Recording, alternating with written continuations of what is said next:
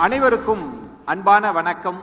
வட்டமேசை விவாதம் நிகழ்ச்சிக்கு உங்கள் அனைவரையும் அன்போடு வரவேற்கின்றேன். ஒரு பலத்த கரவொலிகளோடு இந்த நிகழ்ச்சியை தொடங்கலாம்னு நினைக்கிறேன்.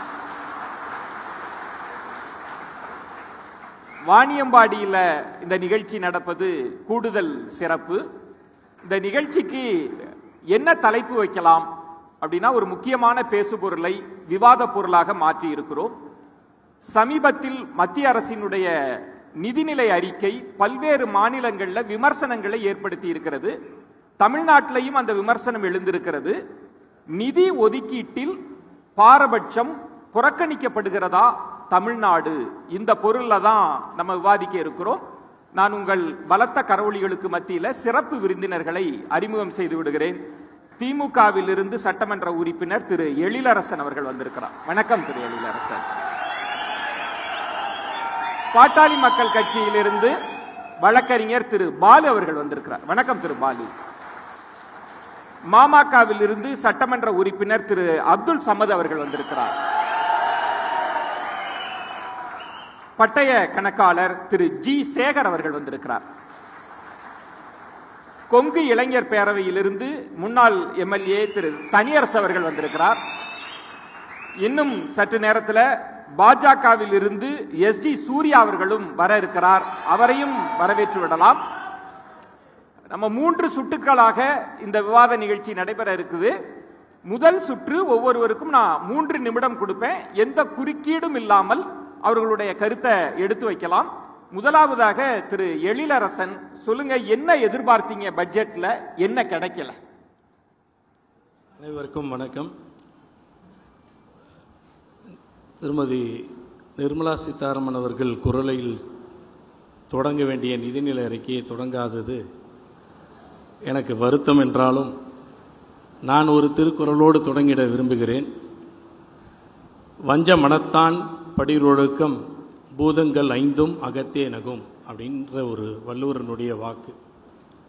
நியாயவான்களைப் போல தேனொழுக பேசி உலகை ஏமாற்றும் வஞ்சகர்களை பார்த்து மற்றவர்கள் சிரிப்பதை விட அவர்களது உடலில் கலந்து இருக்கும் நிலம், நீர், நெருப்பு, காற்று, வெளி எனப்படும் 5 பூதங்களுமே தமக்குள் கைகொட்டி சிரிக்கும் என்ற வள்ளுவரனுடைய வாக்கு இந்த நேரத்தில் மிக சரியாக இருக்கும் என்று கருதுகிறேன்.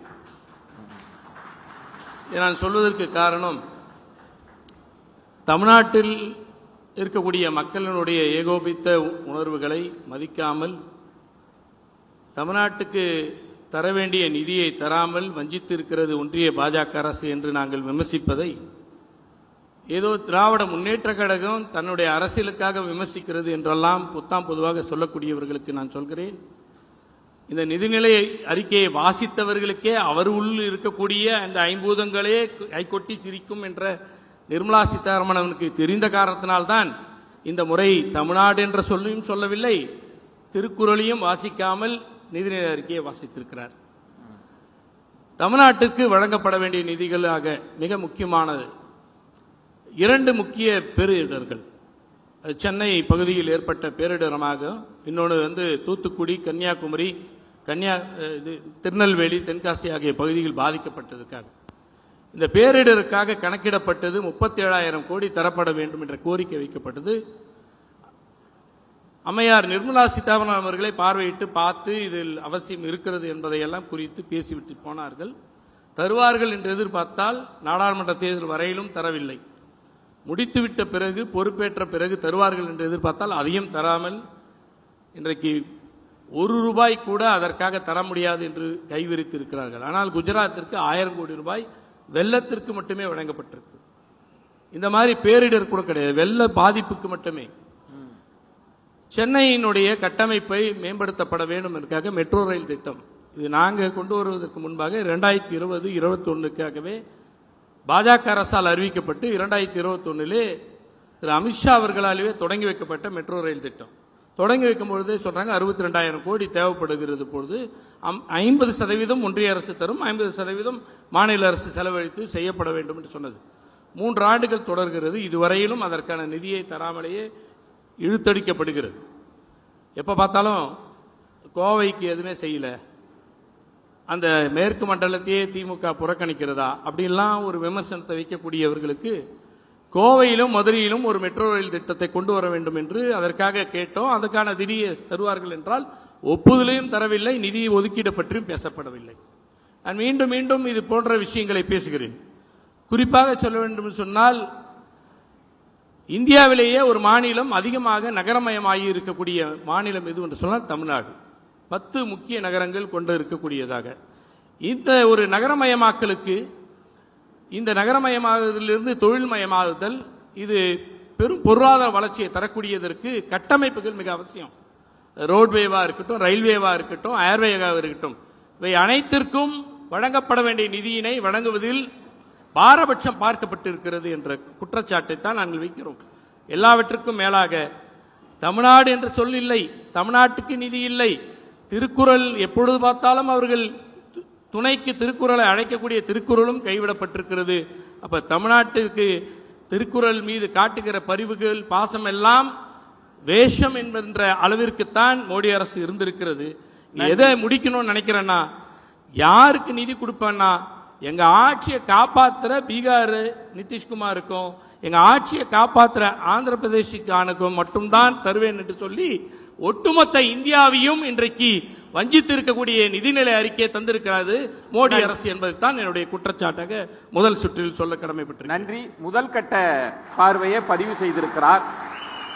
தமிழ்நாடுன்ற பெயரும் புறக்கணிக்கப்பட்டிருக்கு, திருக்குறளும் புறக்கணிக்கப்பட்டிருக்கு, பேரிடர் கால நிதி எதிர்பார்த்தோம் அதுவும் கிடைக்கல அப்படின்னு என்னெல்லாம் எதிர்பார்த்தோம் அதெல்லாம் கிடைக்கல அப்படின்றத பட்டியலிட்டு இருக்கிறார்.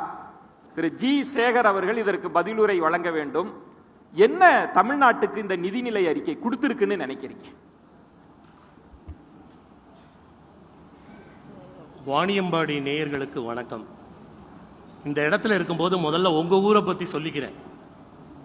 1885 நகராட்சியாக அறிவிக்கப்பட்டு, இந்த ஊரோட பெருமை என்ன அப்படின்னா, 1901 முஸ்லீம் எஜுகேஷன் சொசைட்டின்னு ஃபர்ஸ்ட் முஸ்லீம்களுக்காக எஜுகேஷன் சொசைட்டி ஆரம்பித்த ஊர் வாணியம்பாடி.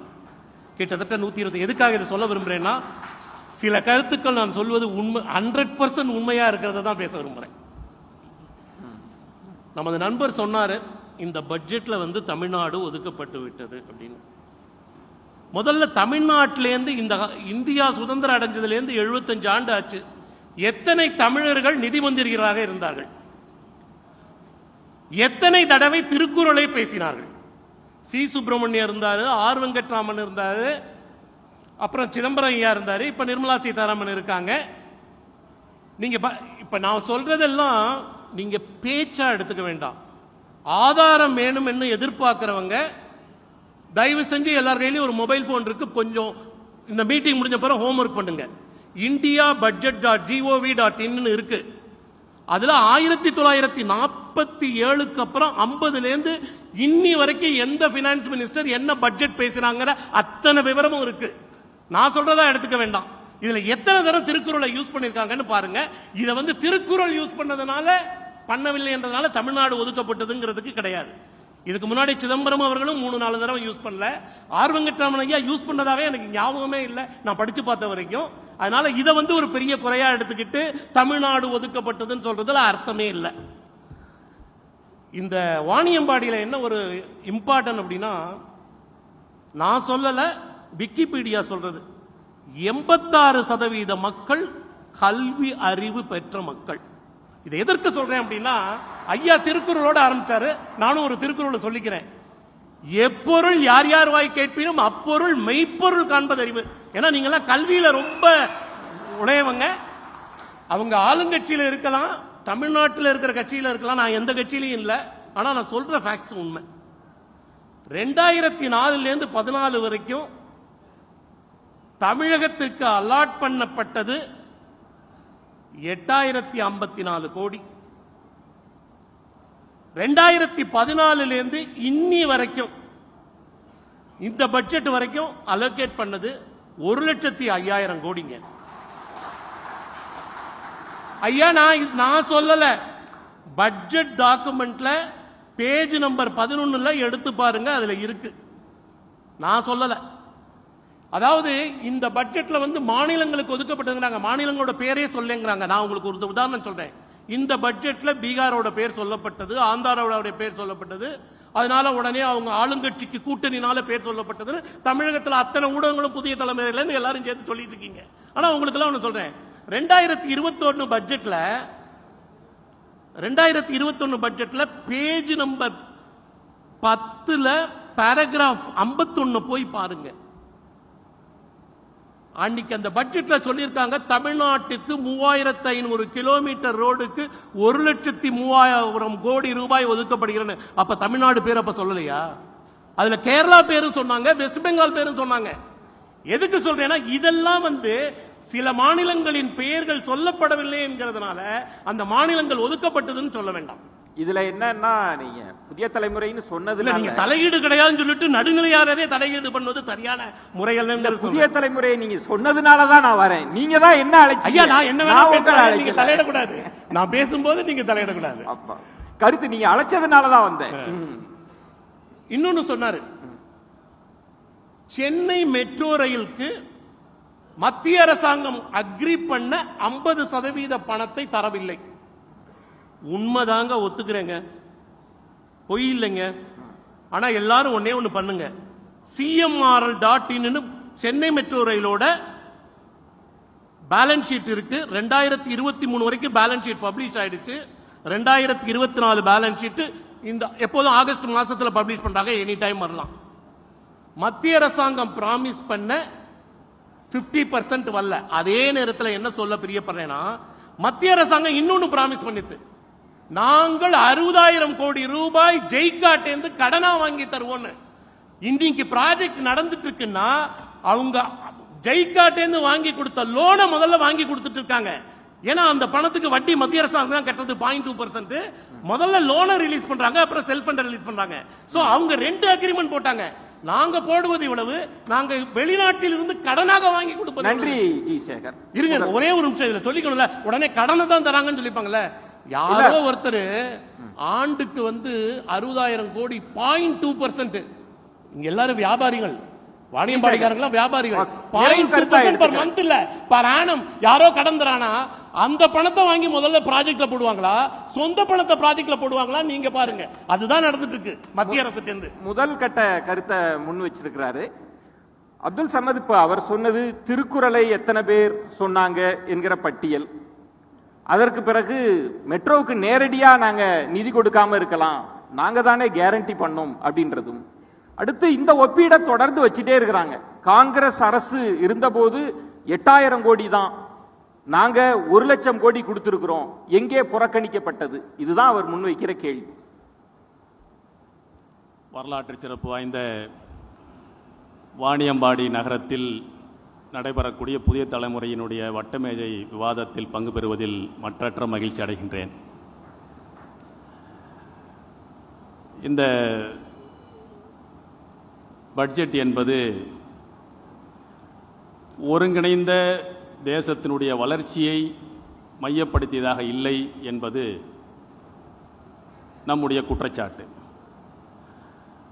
மிக முக்கியமாக இடைக்கால பட்ஜெட்டில் இந்த அரசு வருவதற்கு முன்னால் தேர்தல் நேரத்தில் போடப்பட்ட இடைக்கால பட்ஜெட்டில் இருந்த தமிழும் இல்லை, தமிழ்நாடு என்ற பெயரும் இல்லை என்பதுதான் குற்றச்சாட்டு. குரல் இல்லை என்பது குற்றச்சாட்டு. ஐயா இந்த குரல்லாம் ஏற்கனவே இருந்த தமிழ்நாட்டினுடைய நிதி அமைச்சராக இருந்தவங்க யாருமே காங்கிரஸ் ஆட்சியில் சொல்லலையே, அதெல்லாம் ஒரு குற்றச்சாட்டான்னு சொன்னாங்க. ஏன் இந்த குற்றச்சாட்டை நான் முன்வைக்கிறேன்னு சொன்னால், எல்லாத்திலையுமே ஒரு அரசியல் ஆதாயம் தேடக்கூடிய ஒரு கட்சி தமிழ்நாடு இந்தியாவில் இருக்குது என்று சொன்னால் அது பாஜக தான் என்பதால் இந்த குற்றச்சாட்டை முன்வைக்கிறேன். இதை பொத்தாம் பொதுவாக வைக்கல. தருண் விஜய்னு ஒரு மாநிலங்களவை உறுப்பினர் ஒருத்தர் இருந்தார்.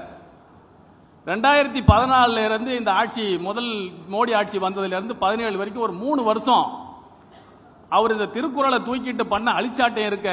திருக்குறள் யாத்திரைன்னாரு, திருக்குறளை ஒரு தேசிய நூலாக அறிவிக்க வேண்டும் சொன்னாரு.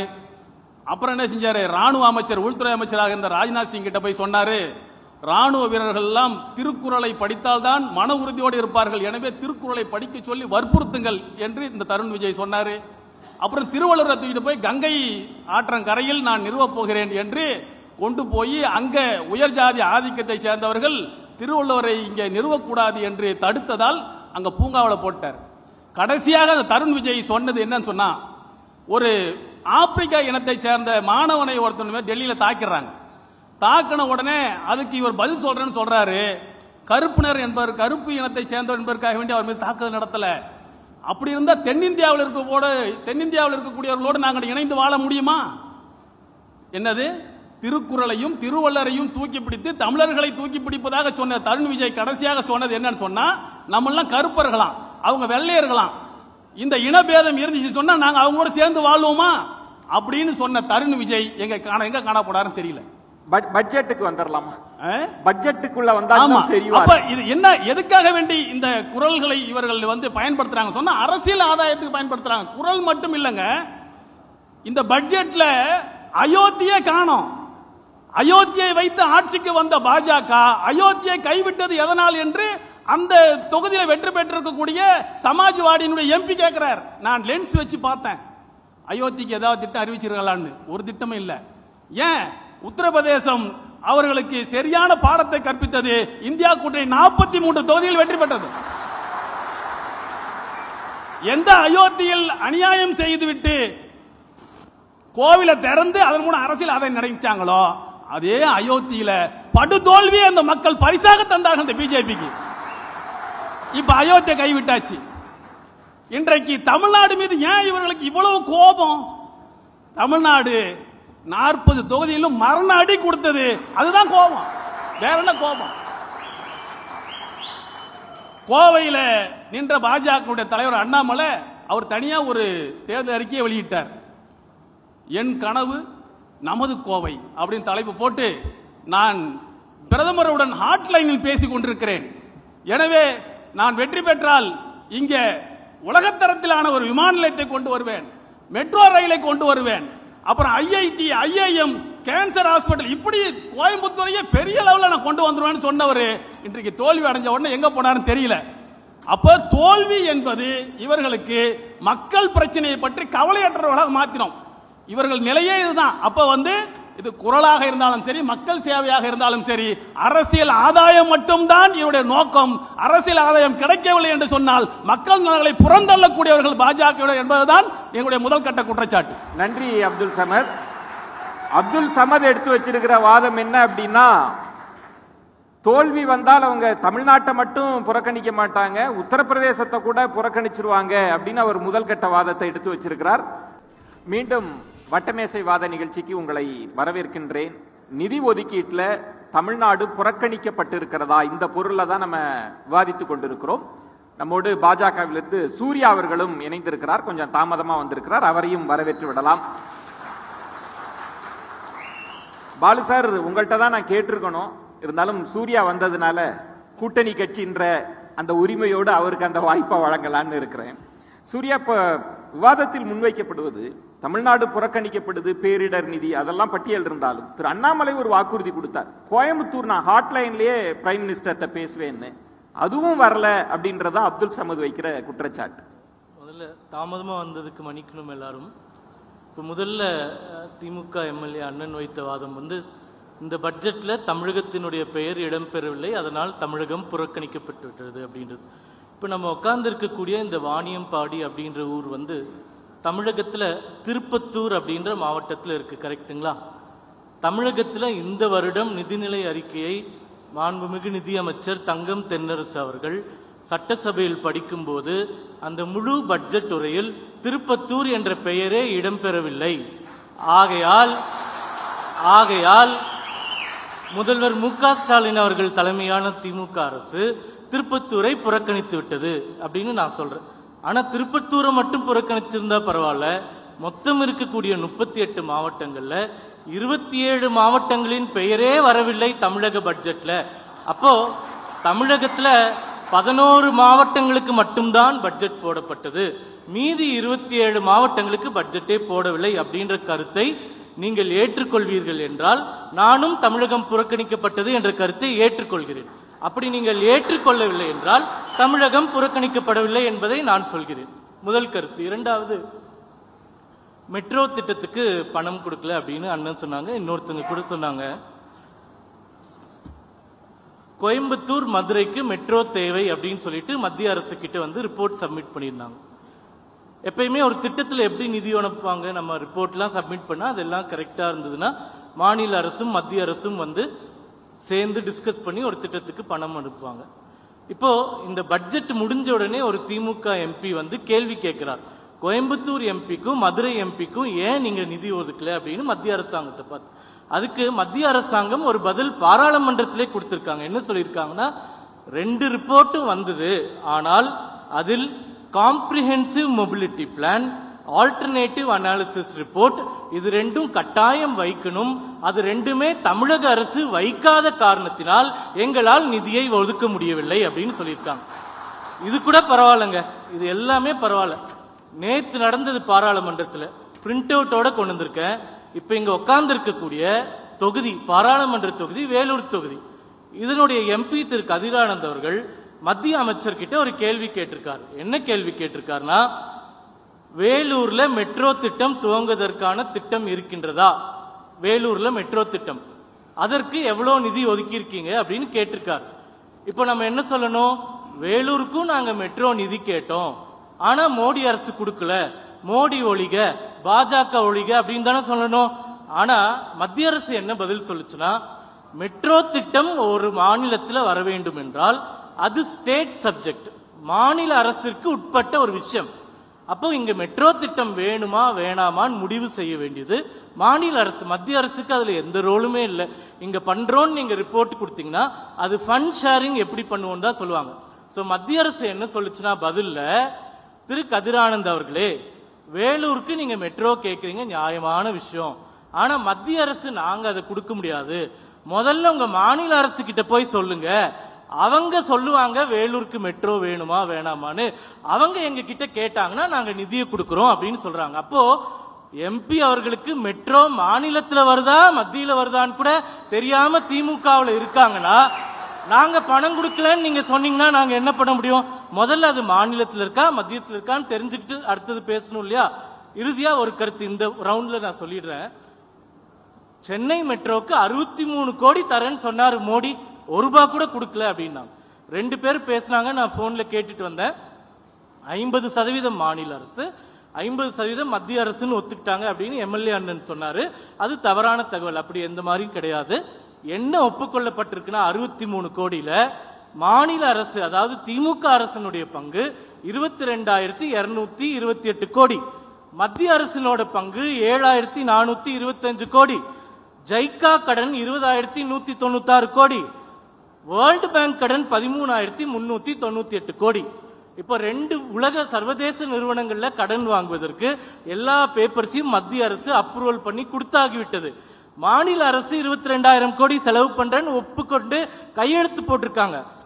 மத்திய அரசு 7,400 கோடி தரேன்னு சொல்லியிருக்காங்க. இப்போ பூர்வாங்க பணிகள் நடைபெற்று கொண்டிருக்குன்னா மாநில அரசு ஒப்புக்கொண்டு 22,000 கோடி நீங்க செலவு பண்ணி தானே ஆகணும். அந்த ரிப்போர்ட் வரதானே மத்திய அரசாங்கம் கொடுக்கும். ஆக 63,000 கோடியுமே மோடி கொடுக்கலன்னு கொடுக்கலன்னு சொல்றது தவறான தகவல். நீங்க செலவு பண்ண வேண்டிய 22,000 கோடி இப்ப செலவு பண்ணிட்டு இருக்கீங்க.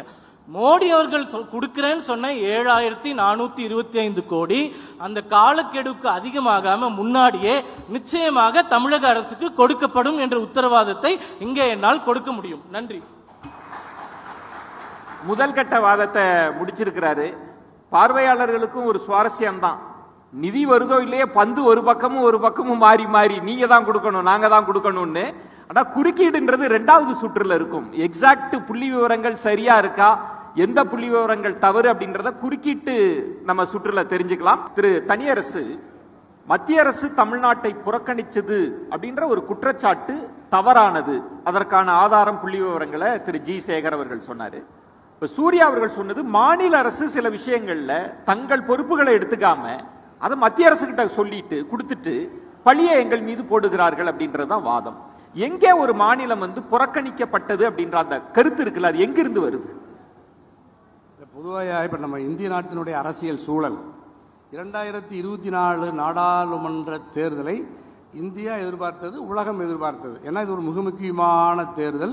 பாரதிய ஜனதா கட்சி 3வது முறையாக அறுதி பெரும்பான்மையோடு கிட்டத்தட்ட 400 இடங்களை பெற்று இந்திய அரசியல் சாசனத்தையே மாற்ற போகிறோம், வரைபடத்தை மாற்ற போகிறோம், இந்தியாவின் பெயரையே மாற்ற போகிறோம்லாம் ஒரு பெரும் முழக்கம், பெரும் விவாதம் இந்தியா நாட்டில் நடந்துச்சு. அது ஒன்றும் ரகசியம் இல்லை.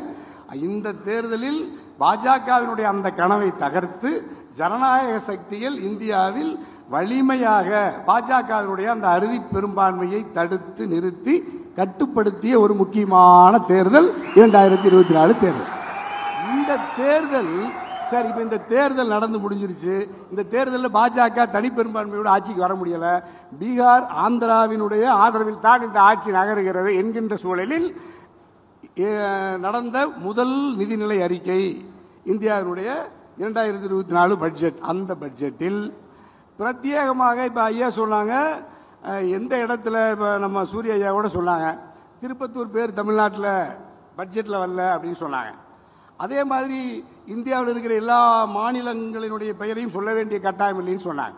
அதே மாதிரி நீங்கள் பீகாரினுடைய பெயரையும் ஆந்திராவினுடைய பெயரையும் உச்சரித்து 60,000 கோடி பீகாருக்கும் 15,000 கோடி ஆந்திராவுக்குன்னு நீங்கள் சொல்லாமல் இருந்திருந்தா இப்போ யாரும் இந்த கேள்வி கேட்க போகிறதில்ல, கேட்க போகிறீங்க. அப்போ நீங்கள் திட்டமிட்டு அரசியல் ஆதாயத்திற்காக பாஜக மோடி அரசை பாதுகாக்க ஆதரவு தருகிற மாநிலங்களுக்கு கூடுதல் நிதியை ஒதுக்கிவிட்டு பாஜகவை தண்டித்து ஆட்சி அரியணையில் அமர வைக்காமல் தமிழ்நாட்டை போல 40 தொகுதிகளிலும் தோற்கடித்த மக்களை நீங்கள் புறக்கணிக்கிறீர்கள் என்பதுதான் குற்றச்சாட்டு. நீங்கள் புறக்கணிக்கிறீர்கள். அந்த குற்றச்சாட்டில் வலுவான உண்மை இருக்கிறது. அதில் குறிப்பாக எங்கள் சேகரையாவுக்கு தெரியும், சூரியையாவுக்கு தெரியும், எங்கள் பாலையாவுக்கு தெரியும். குறிப்பாக கேலோ இந்தியா திட்டம் 7 ஆண்டுகள் துவக்கப்பட்டுருச்சு. இங்கே மோடி ஐயா வந்து நம்முடைய தமிழ்நாட்டினுடைய நம்முடைய விளையாட்டுத்துறை அமைச்சர், இளைஞர் நலன் அமைச்சர் தளபதி, சின்ன தளபதி உதயநிதி கூட மோடி ஐயா வளர்த்திட்டு வந்து இந்தியாவிலேயே மிக பிரம்மாண்டமான கேலோ இந்தியாவுடைய சர்வதேச தரத்தில் அந்த விளையாட்டை நடத்துறாரு. ஆனா அந்த விளையாட்டுத்துறைக்கு எவ்வளவு ஒதுக்கி இருக்கு தெரியுங்களா? மத்திய பாஜக மோடி ஐயா அரசு குஜராத்துக்கும் உத்தரப்பிரதேசத்திற்கும் 400 கோடியை ஒதுக்கிய பாஜக மோடி அரசு தமிழ்நாட்டிற்கு ஒதுக்கிய நிதி வெறும் 20 கோடி ரூபாய் மட்டும்தான். வெறும் 20 கோடி ரூபாய். தமிழ்நாட்டில் இருக்கிற இளைஞர்கள், மாணவர்கள் விளையாட்டில் தேசிய அளவில், சர்வதேச அளவில் பல பதக்கங்களை பெற்று இந்தியாவுக்கு பெருமை சேர்க்கிற இளைஞர்களின், மாணவர்களின் கனவை சிதைக்கிற போக்கை இந்த நிதிநிலை அறிக்கையில் பாஜக விளையாட்டுத்துறைக்கு நிதி ஒதுக்கல. அப்ப நம்ம எல்லாரும் விவாதிச்சதுதான், மெட்ரோவுக்கு நிதி ஒதுக்கல. 63,000 கோடியை இந்தியாவினுடைய மோடி ஐயாவுக்கு அடுத்த அதிகார நிலையில் இருக்கிற அமித்ஷா ஐயாவே சொன்னதுதான் 63,000. அந்த 63,000 கோடியில் இன்று வரை வெறும் ஒரு பைசா கூட தராமல் மெட்ரோவினுடைய 2ஆம் கட்ட திட்ட பணி நின்று கிடக்கிறது. இதுல மாநில அரசு தான் தனியரசு அவர்களே நிதி தரேன்னு சொன்னாங்களா, கேரண்டி கொடுப்போம்னு சொன்னாங்களா? அப்ப அதுல எனக்கு ஒரு சந்தேகம் வந்து போச்சு. ஐயா, அதிகாரத்தில் இருக்கிறவங்க ஐயா கேரண்டின்னு சொன்னாலே அது நிதி ஒதுக்கீடு செய்யற மாதிரி தான். ஏன்னா நானோ நீங்களோ கூட பேச்சு மாறக்கூடாது. இந்தியாவில் சொல் மாறாம மானஸ்தனப்பாவன் வாய் பேச்சு மாற மாட்டாங்கன்னு சொல்லுவாங்க நம்ம வழக்கத்தில், கிராமத்தில். ஆனா ஒரு பிரதம அமைச்சரே கேரண்டி தந்து, உள்துறை அமைச்சர் அமித்ஷா ஐயாவே கேரண்டி தந்து 4 ஆண்டுகள் கடந்த பிறகும் கூட 1 ரூபாய் கூட ஒதுக்கவில்லை என்றால் எப்படி தமிழ்நாட்டு மக்கள் மோடி அரசு தமிழ்நாட்டை புறக்கணிக்கிறது என்பதை தவிர வேறு என்ன பொருள் இருக்க முடியும்? அது மட்டும் இல்லையா, இப்ப தமிழ்நாட்டில் இருக்கிற நம்ம 8 கோடி பேர் மட்டும் நம்முடைய நலனுக்காக மட்டும் இந்த நிதியை நம்ம கேட்கல. இப்ப நீங்க மெட்ரோ ரயில் இருக்கு, நிதி தரல. இப்ப திருக்குறள் உலக பொதுமறையை தந்த ஐயன் திருவள்ளுவரையாவை இப்ப நம்ம வந்து அவர் தமிழர் என்பதனாலேயே பாராளுமன்றத்தில் திருக்குறளை பேசாம படிக்காம கடந்து போயிருக்காங்க. தமிழ்நாடு என்கின்ற பெயர் இருப்பதனாலேயே தமிழ்நாட்டை நம்முடைய நிதியமைச்சர் புறக்கணிச்சிருக்கிறார். 2வது குற்றச்சாட்டு. 3வது மெட்ரோ இல்ல, எய்ம்ஸ் இல்ல. அது கூட பெரிய 63,000 கோடி. வெறும் எய்ம்ஸுக்கு வெறும் 200 கோடி 300 கோடி ரூபாயை ஒதுக்காம பிடிவாதமாக திட்டமிட்டு எங்க சூரிய ஐயாவெல்லாம் போய் இப்ப நம்ம எய்ம்ஸ் இந்தியா தமிழ்நாட்டில் இவ்வளவு பெரிய மாநிலத்தில் ஒரே ஒரு எய்ம்ஸ் தான் கேட்கிறோம். பிரதமர் ஐயாவே வந்து அமித்ஷா ஐயாவே வந்து அதுக்கு அடிக்கல் நாட்டுங்க. ஏன் இன்னைக்கு வரைக்கும் ஒரு செங்கல்லை கூட தராம எய்ம்ஸ் முடக்கப்பட்டிருக்கிறது, தமிழ்நாடு புறக்கணிக்கப்பட்டிருக்கிறது என்கின்ற வாதத்தை நான் மீண்டும் மீண்டும் உறுதி செய்கிறேன். நன்றி தனியரசு. பாலு, தமிழ்நாடு எப்படியெல்லாம் புறக்கணிக்கப்பட்டது, அது தொடர்ந்து சொல்லப்படுறது இந்த எய்ம்ஸ் என்ற ஒரு வார்த்தை தான். பிரதமர் உள்துறை அமைச்சரே மெட்ரோவுக்கு நிதியெல்லாம் கொடுப்பேன்னு சொன்னாங்க, கொடுக்கல அப்படின்னு. பாமகவுக்கு நிதிநிலை அறிக்கை பற்றி பேசுறதுல ஒரு கூடுதல் சிறப்பு என்னன்னா, நீங்க நிழல் நிதி அறிக்கை போடக்கூடியவர்கள். உண்மையில சொல்லுங்க, இந்த நிதிநிலை அறிக்கை தமிழ்நாட்டிற்கு பலனை தந்திருக்கா? நியாயமான முறையில பங்கீடு இருக்கா? விஜயன் எப்பயுமே ஒரு சாமர்த்தியமானவர். என்னை முதல்ல அழைச்சிருக்கணும், அதனால கடைசியா அழைக்கிறோங்கிறதுனால பட்ஜெட் நீங்க போடுறவங்க, உங்களுக்கு ரொம்ப தெரியும், நீங்க கொஞ்சம் பேசுங்க அப்படின்னு என்னை வந்து இந்த வாய்ப்பை கொடுத்திருக்கிறார். ஒரு பட்ஜெட்ல அனைத்து மாநிலங்களுடைய பெயரை சொல்ல வேண்டும் என்பதே அடிப்படையில் தவறான கோட்பாடு. ஒரு பட்ஜெட்டுங்கிறது 2 பிரிவுகளை கொண்டது. ஒன்றது பட்ஜெட்டுடைய ஸ்பீச். அந்த பட்ஜெட் ஸ்பீச்சில் அந்த பட்ஜெட்டில் இருக்கக்கூடிய அத்தனை அம்சங்களும் இடம்பெற்றிருக்க வேண்டும் என்று எதிர்பார்க்க முடியாது. அதுக்கு பிறகு பட்ஜெட் டாக்குமெண்ட். அந்த பட்ஜெட் டாக்குமெண்ட் அதில் ஒரு மாநிலம் புறக்கணிக்கப்பட்டிருக்கிறதா என்பதுதான் ஒரு அடிப்படையான வாதமாக இருக்க வேண்டும். இப்ப விஜயன் அவர்கள் பேச ஆரம்பிச்ச உடனே விவாத பொருளாக மாற்றப்பட்டிருக்கிறது அப்படின்னு நீங்க கவனமா சொன்னீங்க. எது? ஒரு மாநிலத்தினுடைய பெயர் இடம்பெறாதது விவாத பொருளாக திராவிட முன்னேற்ற கழகத்தால் மாற்றப்பட்டிருக்கிறது. மற்றபடி இது தமிழ்நாடு புறக்கணிக்கப்பட்டதாக நாம் எடுத்துக்கொள்ள முடியாது. இப்ப அருமைக்குரிய நமது அப்துல் சமது அவர் சொன்னார், ஆனா தனியரசு சொன்னார், என்ன சொன்னார்னா 40 தோக்கடிச்ச மாநிலம், அதனால எங்களை விட்டுட்டீங்க அப்படின்னு சொன்னார். இல்லையா, 40 தோக்கடிச்ச இந்த மாநிலத்துக்கு இந்த பட்ஜெட்ல 6360 கோடி ரூபாய் ரயில்வே திட்டத்திற்காக மட்டும் தமிழ்நாட்டிற்காக இந்த பட்ஜெட்டில் இருந்து ஒதுக்கப்பட்டிருக்கிறது. திண்டுக்கல் நகரி திட்டம் 350 கோடி, திருவண்ணாமலை திண்டிவனம் திட்டம் 100 கோடி, ஈசிஆர் சென்னை மரக்காணம் பாண்டி திட்டம், கூடுவாஞ்சேரி ஸ்ரீபெரும்புதூர் திட்டம், மொரப்பூர் தருமபுரி ரயில்வே திட்டம் 150 கோடி என்று 6360 கோடி ரூபாய் இந்த பட்ஜெட்டில் ஒதுக்கப்பட்டிருக்கிறது என்பதை இந்த அரங்கத்தில் நான் தெரிவிக்க ஆசைப்பட்டேன். பாலு சார், நீங்க படிக்கிறத பாக்குறப்ப ஒரு நிதியமைச்சர் வாசிக்கிற மாதிரியே இருக்கு. இல்ல, நிதியமைச்சர் தோரணையிலேயே வாசிக்கிறீங்களே நீங்க. இவரு தேவைன்னா என்ன சட்ட அமைச்சர் ஆக்குவாரு, இல்லன்னா நிதியமைச்சர் ஆக்குவாரு, இல்லன்னா எதிர்கட்சி ஆதாங்க நீங்க இருக்கணும் என்று சொல்லுவார். ஆனால் என்னுடைய வாதம் இந்த அரங்கத்தில் என்னவென்று சொன்னால், வள்ளுவனுடைய பெயரை சொல்லவில்லை, தமிழ்நாட்டினுடைய பெயரை சொல்லவில்லை. எழிலரசன் அண்ணன் அருமையாக குறளிலிருந்து துவங்கினார். குறளினுடைய பெயரை சொல்லவில்லை என்ற ஒரு காரணத்திற்காக நாம் குற்றம் சாட்டினால் பல குற்றச்சாட்டுகளை உங்கள் மீது வைக்கலாம். தமிழ்நாட்டினுடைய பட்ஜெட் அத்தனையும் திருக்குறளை வாசித்து விட்டுதான் தொடங்கும். ஆனால் ஐயன் திருவள்ளுவர் சொன்ன அத்தனை கருத்துக்களையும் கொண்ட ஆட்சியா இது? மனசாட்சியோட சொட்டு சொல்லுங்க, சொல்ல முடியுமா உங்களால்? அந்த திருக்குறள் வரிகளை மட்டும் சொல்லிவிட்டு நீங்கள் செய்யக்கூடிய அத்தனை அரசியலையும் செய்தால் வள்ளுவன் ஏற்றுக்கொள்வானா? நான் கேட்கிறேன். திருக்குறளே மிக முக்கியமானது கல்லுண்ணாமை. கல்லுண்ணாமை என்ற ஒரு அந்த அதிகாரம் இருக்கிறது. ஆனால் தமிழக அரசு சாராயத்தில் தான் இந்த அரசாங்கத்தை நடத்திட்டு இருக்கு. இன்னொன்றை சொல்லுகிறேன். இங்க நிறைய நமது இஸ்லாம் சகோதரர்கள் இங்கே நிறைந்திருக்கக்கூடிய இந்த மாமன்றம், நபிகள் நாயகம் சொல்லுகிறார்கள், மது விற்பவன், மது அருந்துபவன், மது அருந்த கொடுப்பவன், மது விற்ற பணத்தில் உணவு தருபவன், இவர்கள் எல்லாம் சபிக்கப்பட்டவர்கள் என்று நபிகள் நாயகம் சொல்லுகிறார். சாத்தானுடைய பிள்ளைகள் என்று குர்ஆன் சொல்லுகிறது. அப்படி என்றால் திராவிட முன்னேற்ற கழக ஆட்சி சபிக்கப்பட்ட ஆட்சி, இது சாத்தானுடைய பிள்ளை நீங்கள் எல்லாம் என்று நான் சொல்ல முடியுமா? சொல்ல வேண்டும். அப்படி என்றால் நான் ஏன் சொல்றேன்னா, இந்த வாசகங்கள் இடம்பெறவில்லை என்ற ஒரு காரணத்திற்காக இப்படி ஒரு விவாதத்தை கட்டமைப்பது என்பதே தவறானது. நீங்க இந்த இடத்துல நீங்க சொல்லுங்க, கோதாவரி காவிரி இணைப்பு திட்டம் தமிழகத்திற்கு வேண்டும் என்று நீண்ட காலமாக கேட்டவர்கள் நாம் இல்லை, அது வேண்டும் என்று கேட்க வேண்டும். அது ஒரு நியாயமான கோரிக்கையாக இருக்கும். ஆனால் அதை விடுத்து விட்டு பேர் இல்ல ஊர் இல்லைன்னு சொல்றீங்க. தமிழ்நாட்டிலேயே 67 பேர் இறந்த மாவட்டம் கள்ளச்சாராயம் விற்று இறந்த மாவட்டம் கள்ளக்குறிச்சி மாவட்டம்.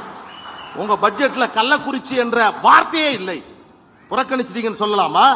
வாணியம்பாடி இங்க இருக்கக்கூடிய இங்க தோல் தொழிற்சாலைகளை செய்து கொண்டு வருவாய் ஈட்டக்கூடிய இந்த வாணியம்பாடியில் அதிலிருந்து வரக்கூடிய வருவாயை கொண்டு இந்த பகுதியை முன்னேற்றி இருந்தால் சிங்கப்பூராக மாற்றி இருக்கலாம். செஞ்சீங்களா? அதை விடுங்க. இங்க இருக்கக்கூடிய அதனுடைய கழிவுகளால் ஏற்படக்கூடிய மாசு அதை நீக்குவதற்கான நடவடிக்கை மேற்கொள்ளப்பட்டதா? பாலாற்றில் இருக்கக்கூடிய இணைப்புகள் தடுக்கப்பட்டதா? இல்லை. இங்கே திராவிட முன்னேற்ற கழகம் இவர்கள் சொல்லுகிறார்கள், நாங்கள் மோடி அவர்கள் ஏமாற்றி விட்டார் என்று. தமிழ்நாட்டில் வாக்களித்தவர்களுக்கும் நாங்கள் வேலை செய்வோம், வாக்களிக்காதவர்களுக்கும் நாங்கள் வேலை செய்வோம் என்று சொன்ன திராவிட முன்னேற்ற கழக தலைவர் ஸ்டாலின் அவர்கள் இங்கே எப்படி ஆட்சி செய்து கொண்டிருக்கிறார்கள் என்பதை மக்கள் புரிந்து கொண்டிருக்கிறார்கள். எனவே தேவையற்ற விவாதங்களை தவிர்த்துவிட்டு ஆக்கப்பூர்வமான விவாதங்களில் திராவிட முன்னேற்ற கழகம் தலையிட வேண்டும், ஈடுபட வேண்டும் என்று முதல் நிகழ்வாக நான் இந்த அரங்கத்திலே கேட்டுக்கொள்கிறேன். நன்றி பாலு. ஒரு பாராட்டு தான், நீங்க உள்நோக்கமா கருத வேண்டாம். இனிமேல் பிரிக்க முடியாதது பாலுவும் மதுவிலக்கும்னே வைக்கலாம். ஏன்னா எந்த தலைப்பு கொடுத்தாலும் அவர் மதுவிலக்க சேர்த்து பேசிடுவாரு. பாராட்டுக்கள். நல்ல கருத்து. இடங்கள் எல்லாம் மதுவை ஒழிக்கப்பட வேண்டும் என்ற கருத்து தான். இஸ்லாம் சகோதரர்களை போன்று தொடர்ந்து குரல் கொடுக்கக்கூடிய. நன்றி. முதல் சுற்று சிறப்பா முடிஞ்சிருக்கு. ஒரு பலத்த கரவொலிகள் கொடுங்க. எல்லாரும் ஆக்கப்பூர்வமான கருத்துக்களை எடுத்து வச்சிருக்கிறாங்க. இரண்டாவது சுற்று அப்படின்றது ரொம்ப பாயிண்டடா இருக்கணும். ஏன்னா பல்வேறு கருத்துக்கள் சொல்லி இருக்கிறாங்க. இது சரியான புள்ளிவிவரமா, இது தவறு அப்படின்னு பாயிண்டடா பேசினா இன்னும் சிறப்பாக இருக்கும் அப்படின்னு நினைக்கிறேன். இந்த சுற்று கேள்வி பதில் சுற்றா இருக்கும். பாயிண்டடா பேசினா ரொம்ப நல்லா இருக்கும் அப்படின்னு நினைக்கிறேன். எழிலரசன், வைக்கப்பட்ட வாதத்திற்கு உங்களுடைய பதில் என்ன? எல்லாம் சுருக்கமா கேள்வி பதில்னு போனா நல்லா இருக்கும். ஆமா, கண்டிப்பா. அதாவது திரு சங்கர் அவர்கள் பேசுகிற பொழுது சொன்னார், இது மாதிரி நாங்கள் 2004 2014 வரையிலும் ஒதுக்கப்பட்ட நிதி 2054 கோடி தான். அந்த காலகட்டத்தில் நெடுஞ்சாலைத்துறைக்காக மட்டும் பெறப்பட்டதே கிட்டத்தட்ட 18,000 கோடியை நாங்கள் பெற்று தந்திருக்கிறோம். தமிழ்நாட்டிற்கு நகரை சாலை 99ஆம் ஆண்டு வாஜ்பாய் பீரியடில் தொடங்கப்பட்ட திட்டத்தை பிறகும் நாங்கள் கூடுதலாக பெற்றிருக்கோம். அந்த நிதியெல்லாம் எங்கே போச்சுன்னே தெரியல. உங்கள் கணக்கில் 8,064 கோடி தான்ற கணக்கில் சொல்லிட்டீங்க. ஆனால் ஒன்றை மறைக்கிறாங்க. அது என்னன்னா 55 லட்சம் கோடி மட்டுமே 2014 ஆட்சியிலிருந்து காங்கிரஸ் கூட்டணியிலிருந்து விலகுகிற பொழுது முடிகிற பொழுது 55 லட்சம் கோடி தான் கடன். ஆனால் இன்னைக்கு 1,65,00,000 கோடிக்கான கடனை பெற்றிருக்கீங்களே, இதுக்கு என்ன இன்னைக்குன்னு சொல்ல முடியுமான்றது தான் இங்கே முக்கியமானது. இதை பற்றி நீங்கள் குறிப்பிடவே இல்லை.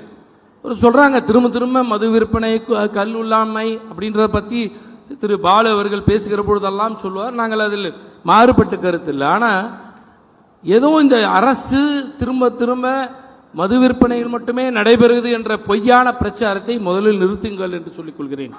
5.7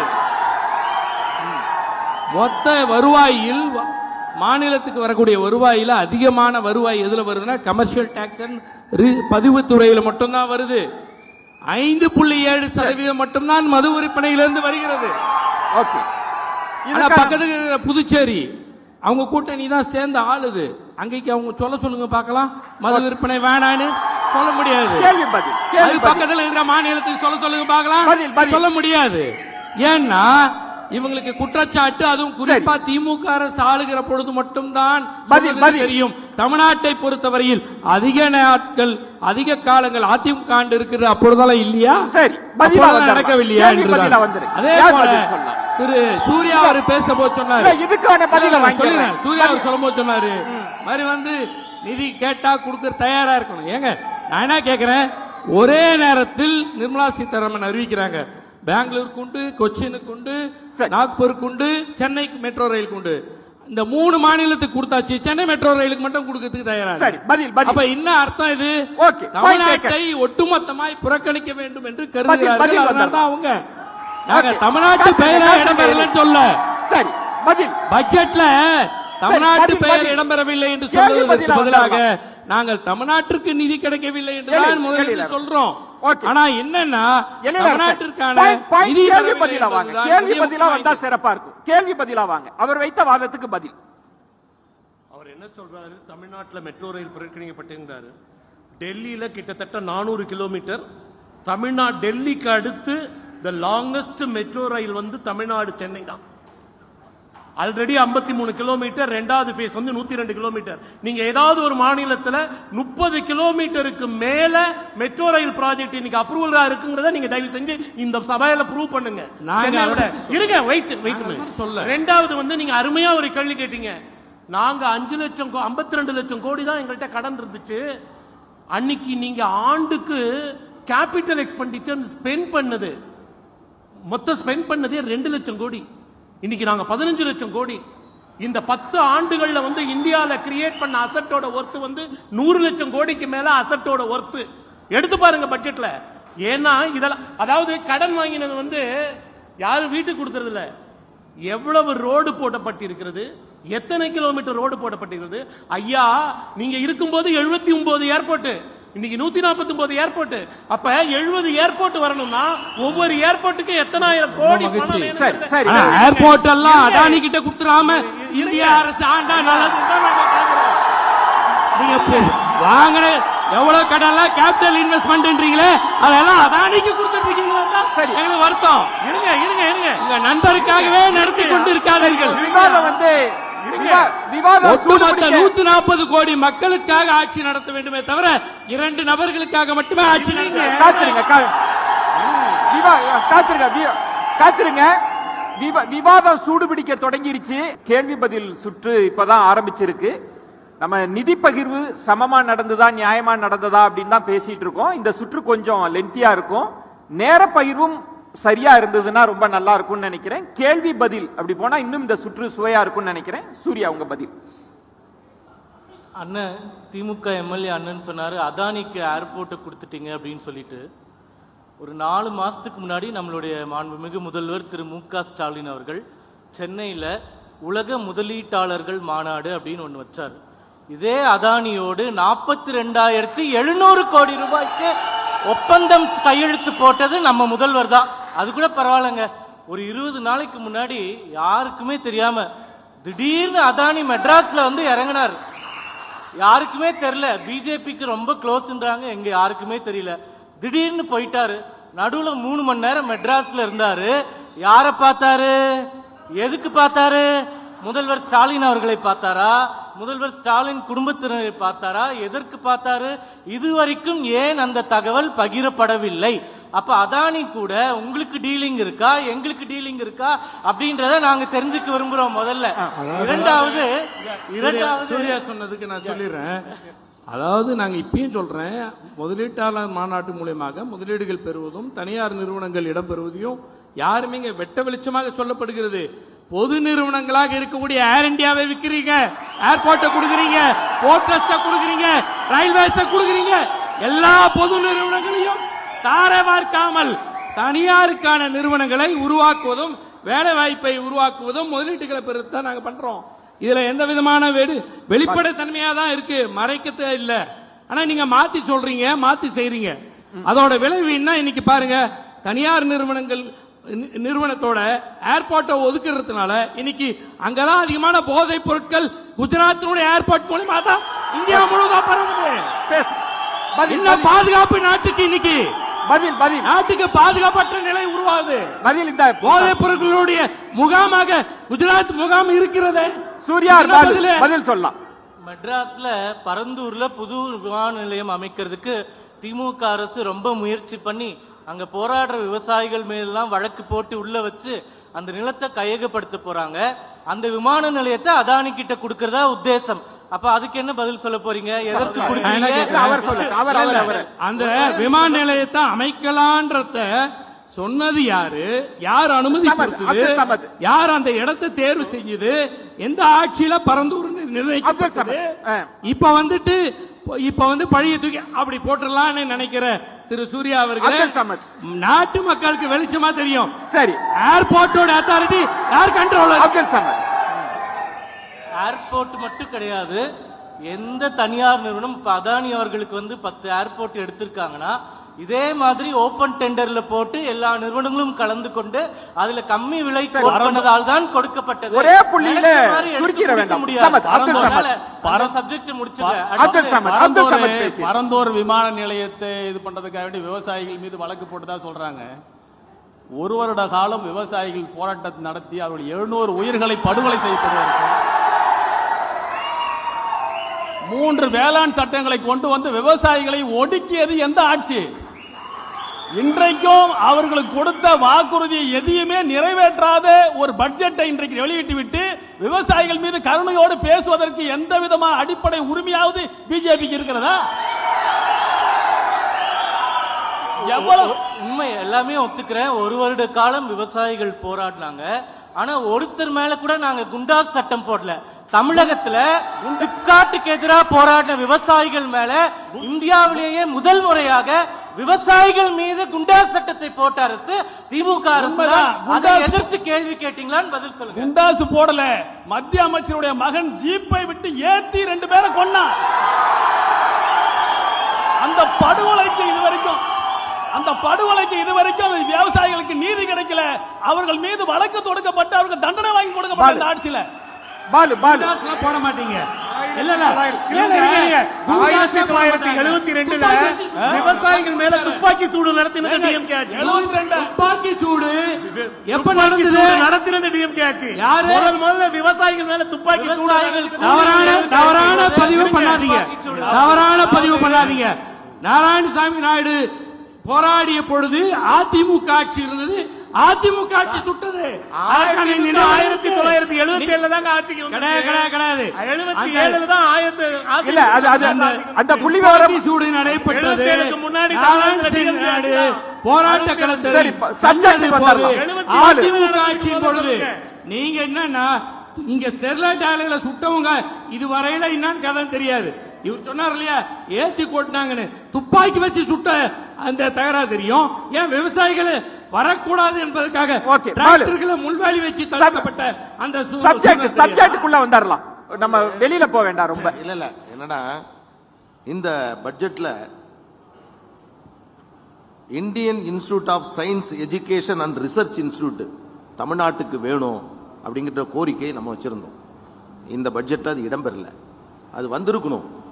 40 பேர் அனுப்பிச்சிருக்கோம். நாடாளுமன்றத்தில் பேசுங்க, வர்றதுக்கான ஏற்பாடுகளை நீங்க பண்ணுங்க. அதில் ஒன்றும் தப்பு இல்லை.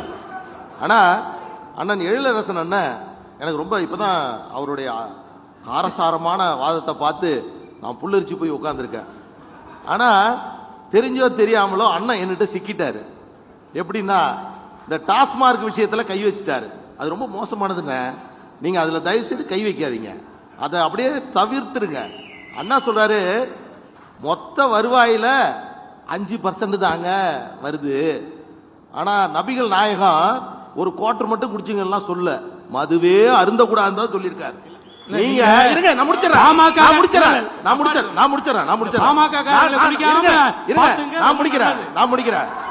நான் சொல்லக்கூடிய செய்தி என்னன்னா, அவர் தவறுதலான ஒரு செய்தியை சொன்னார். என்னன்னா டாஸ்மார்க் வருவாயின் மூலமாக அரசுக்கு வரக்கூடிய தொகை என்பது எக்ஸைஸ் டாக்ஸ் மூலமா 17,000 கோடி, வாட் மூலமா 37,000 கோடி, 55,000 கோடி தமிழ்நாட்டுக்கு டாஸ்மார்க் மூலமாக வருவாய் வருகிறது. மொத்த வருவாய் எவ்வளவு?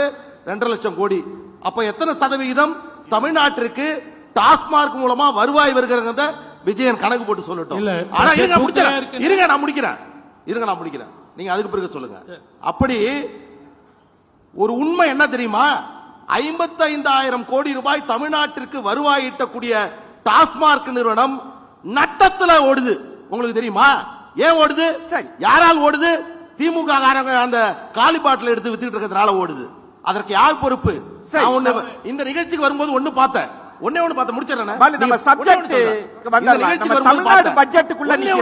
மத்திய அரசு பட்ஜெட்டுக்கு நான் ஒண்ணு பார்த்தேன். நமது தமிழக முதலமைச்சர் டெல்லி நிதி ஆயோக் கூட்டத்துக்கு கலந்துக்கல அப்படின்னு பார்த்தப்ப ஒரு மீம்ஸ் பார்த்தேன். போனா கணக்கு கேட்பாங்க, அதுக்காக போக கூடாதுன்னு இருந்திருக்கிறாரு. ஏன்னா திமுகவை பொறுத்த வரைக்கும் கணக்கு கேட்டா அந்த பக்கமே போக மாட்டாங்க. அப்படிப்பட்டவர்கள் தான் இவர்கள். பணம் வேண்டும் என்று கேட்கக்கூடிய நீங்கள் கொடுத்த பணத்தை எப்படி செலவு செய்தோம் என்பதை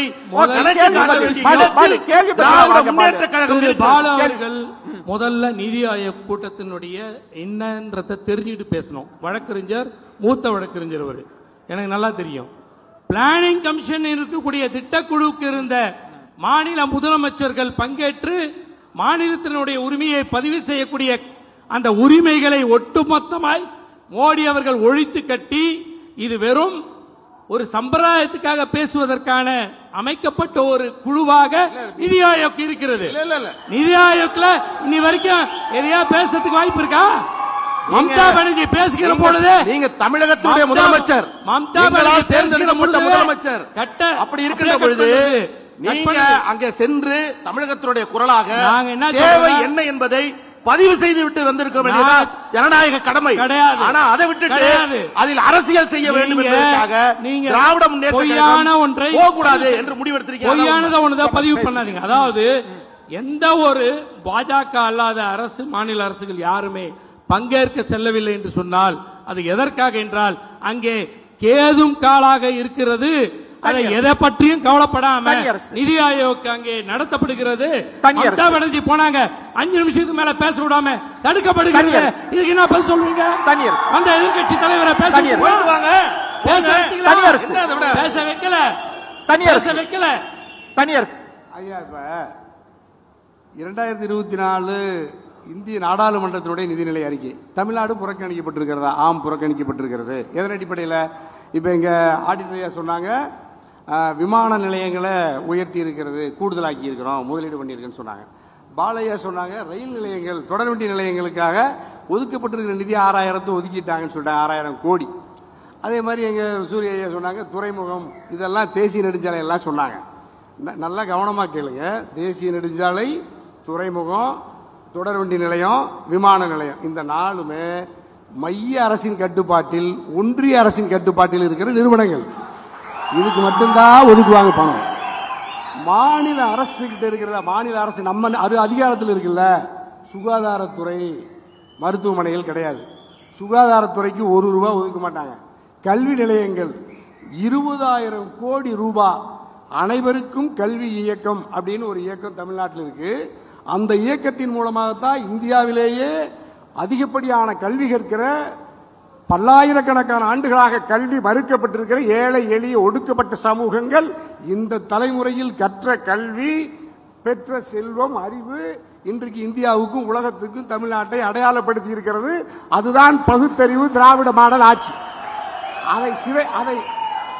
அதை சிதைப்பதற்கு இந்த நிதியாண்டில் 20,000 கோடி ரூபாய் இன்னைக்கு வரைக்கும் விடுவிக்கல.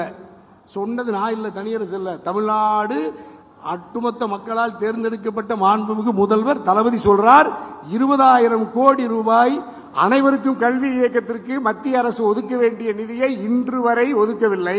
அதுக்கு ஒரு காரணம், ஐயா ஒரு காரணம் என்ன சொல்றாங்க தெரியுங்களா?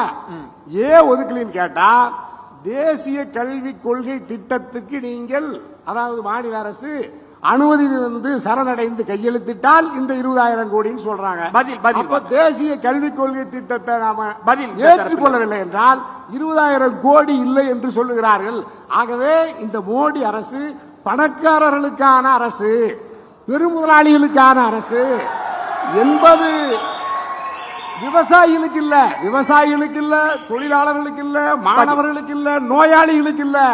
ஆகவே இந்திய நாட்டினுடைய எதிர்க்கட்சி தலைவர் சொல்லுகிறார், ராகுல் காந்தி சொல்லுகிறார், இதுல பாருங்க, நடுத்தர மக்களினுடைய, நாட்டில் இருக்கிற 80 விழுக்காடு மக்களினுடைய முதுகில் குத்துகிற வரி பயங்கரவாதம், வரி பயங்கரவாதம் பாராளுமன்றத்தில் எதிர்க்கட்சி தலைவர் சொல்றார். ஆகவே 80 விழுக்காடு மக்களின் மீது வரியை சுமத்துகிற இந்த பட்ஜெட் தமிழ்நாட்டையும் புறக்கணித்து நம்ம கவனமா மறுபரிசீலனை செய்து மைய அரசு, ஒன்றிய பாஜக அரசு நமக்கு கூடுதலா நிதி உடனே ஒதுக்கணும்னு நம்ம கோரிக்கை வைக்கிறோம். அவ்வளவுதான். வாணியம்பாடி மக்களுக்கு எல்லாம் ஒன்று சொல்லிக்கிறேன். நான் இன்னைக்கு 1 மணிக்கு வாணியம்பாடிக்கு வந்தேன். 11 மணிக்கு இந்த உலகத்தில் என்ன நடந்ததுன்னு கொஞ்சம் உங்களுக்கு எல்லாம் தெரிஞ்சிருக்கலாம். தெரியலன்னா நான் இப்ப சொல்றேன். இன்னைக்கு காலையில 11 மணிக்கு வேணும்னா தினமலர் வாட்ஸ்அப் சேனல்ல போய் பாருங்க, இல்ல நாளைக்கு தினமலர்ல நியூஸா வரும். ஐயா தினமலர் பாஜகவோட இருங்க இருங்க இருங்க அதிகாரம் நன்றி நன்றி நன்றி. இருங்க இருங்க இருங்க சொல்றேன். இல்ல நான் நியூஸ் எங்க படிச்சேன்னு, நியூஸ் வேணா தினமலர் சேனல்ல பார்த்து படிச்சதா இருக்கலாம். நியூஸ் பேசப்பட்டது ஐநா சபை. ஐநா சபையோட தலைவர் சொல்றாரு, இது இன்னைக்கு காலையில ஐநா சபையில நடந்தது. ஐநா சபையினுடைய தலைவர் சொல்றாரு, கடந்த 10 ஆண்டுகளில் இந்தியாவோட பாவர்ட்டி லைன் 80 கோடி மக்களிடம் குறைந்து இருக்கிறது என்று. இது நான் சொல்லல, இன்னைக்கு காலையில நியூஸ். ஐநா சபையில் ஐநா சபை தலைவர் பேசப்பட்ட நியூஸ். ஐநா சபை தலைவர் இருங்க இருங்க ஒரு நிமிஷம் ஐயா முடிச்சுக்கிறேயா. நீங்க பேசும்போது நாங்க எல்லாம் பேசல, இல்ல விவாதம் தான். ஆனா பேசும்போது நாங்க குறுக்க பேசல. இல்ல இன்னைக்கு என்ன சொல்றீங்க, காலை சிற்றுண்டி உணவு கல்வி மாணவர்களுக்கு எங்கேருந்து கொடுக்கறீங்க? சிஷ்யான் அங்கன்வாடி போஷன் மத்திய அரசாங்கம் மாணவர்களுக்கு கொடுக்க, குழந்தைகளுக்கு கொடுக்க ஸ்டிக்கர் போடுறீங்க.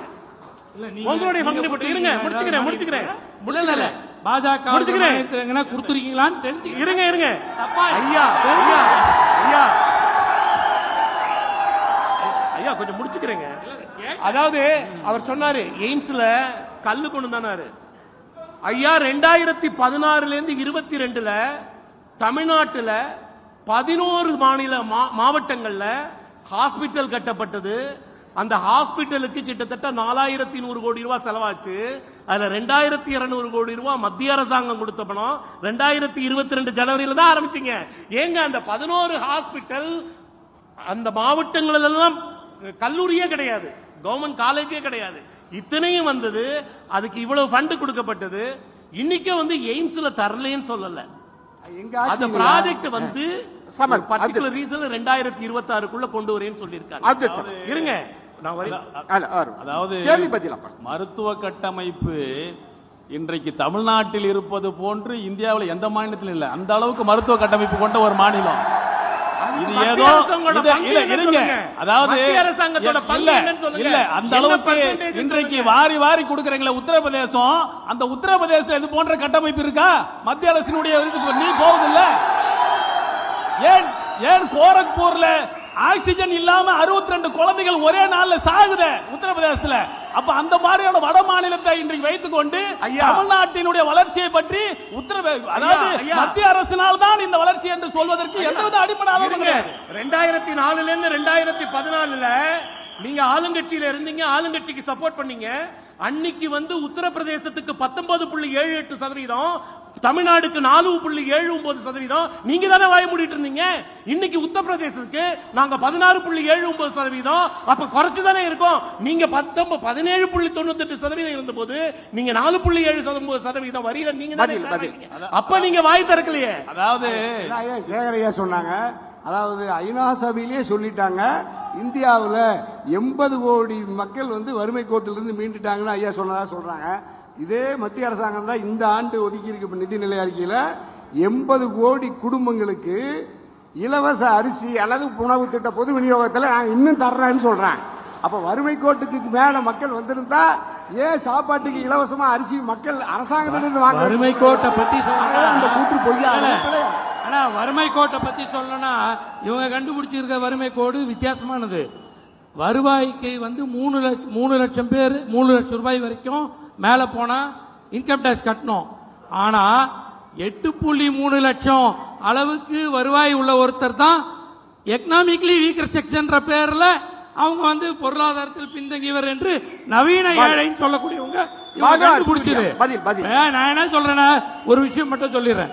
மருத்துவ கல்லூரியை பொறுத்த வரையில் மாநிலத்தினுடைய ஒரு கொள்கை முடிவாக கலைஞர் அவர்கள் தான் எடுத்தார். எங்க மருத்துவ கல்லூரியிலயோ அங்க கொண்டு வரணும்ன்றது இதை நாங்க கொண்டு வந்தோம். அப்பப்ப திரும்ப ஒன்னு சொல்லிட்டே இருக்கீங்க.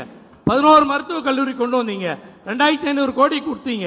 நான் என்ன கேட்கிறேன், அதை கட்டுவதற்காக கொடுத்தீர்கள், நான் வரவேற்கிறேன். ஆனால் ஒவ்வொரு ஆண்டும் அந்த மருத்துவ கல்லூரிக்கும் அந்த மருத்துவமனைக்கும் ஆகிற 30 கோடி ரூபாய் ஆகிற செலவை மாநில அரசு செய்கிறது. முதல்ல கட்டமைச்சதை மட்டும் சொல்லிக்காதீங்க, பிறகு ஒவ்வொரு வருஷமும் செயல்படுத்துறோமோ சூர்யா அதே பதில். சூர்யா நாங்க ஐயா. அதை செயல்படுத்துறோம். இப்ப சூரிய ஐயா தான் மோடி ஐயானுடைய வாரிசு நம்ம இங்க. சரி. அப்ப நம்ம சொல்றோம் கேட்டுக்கிறது வேற ஒண்ணும் இல்லையா?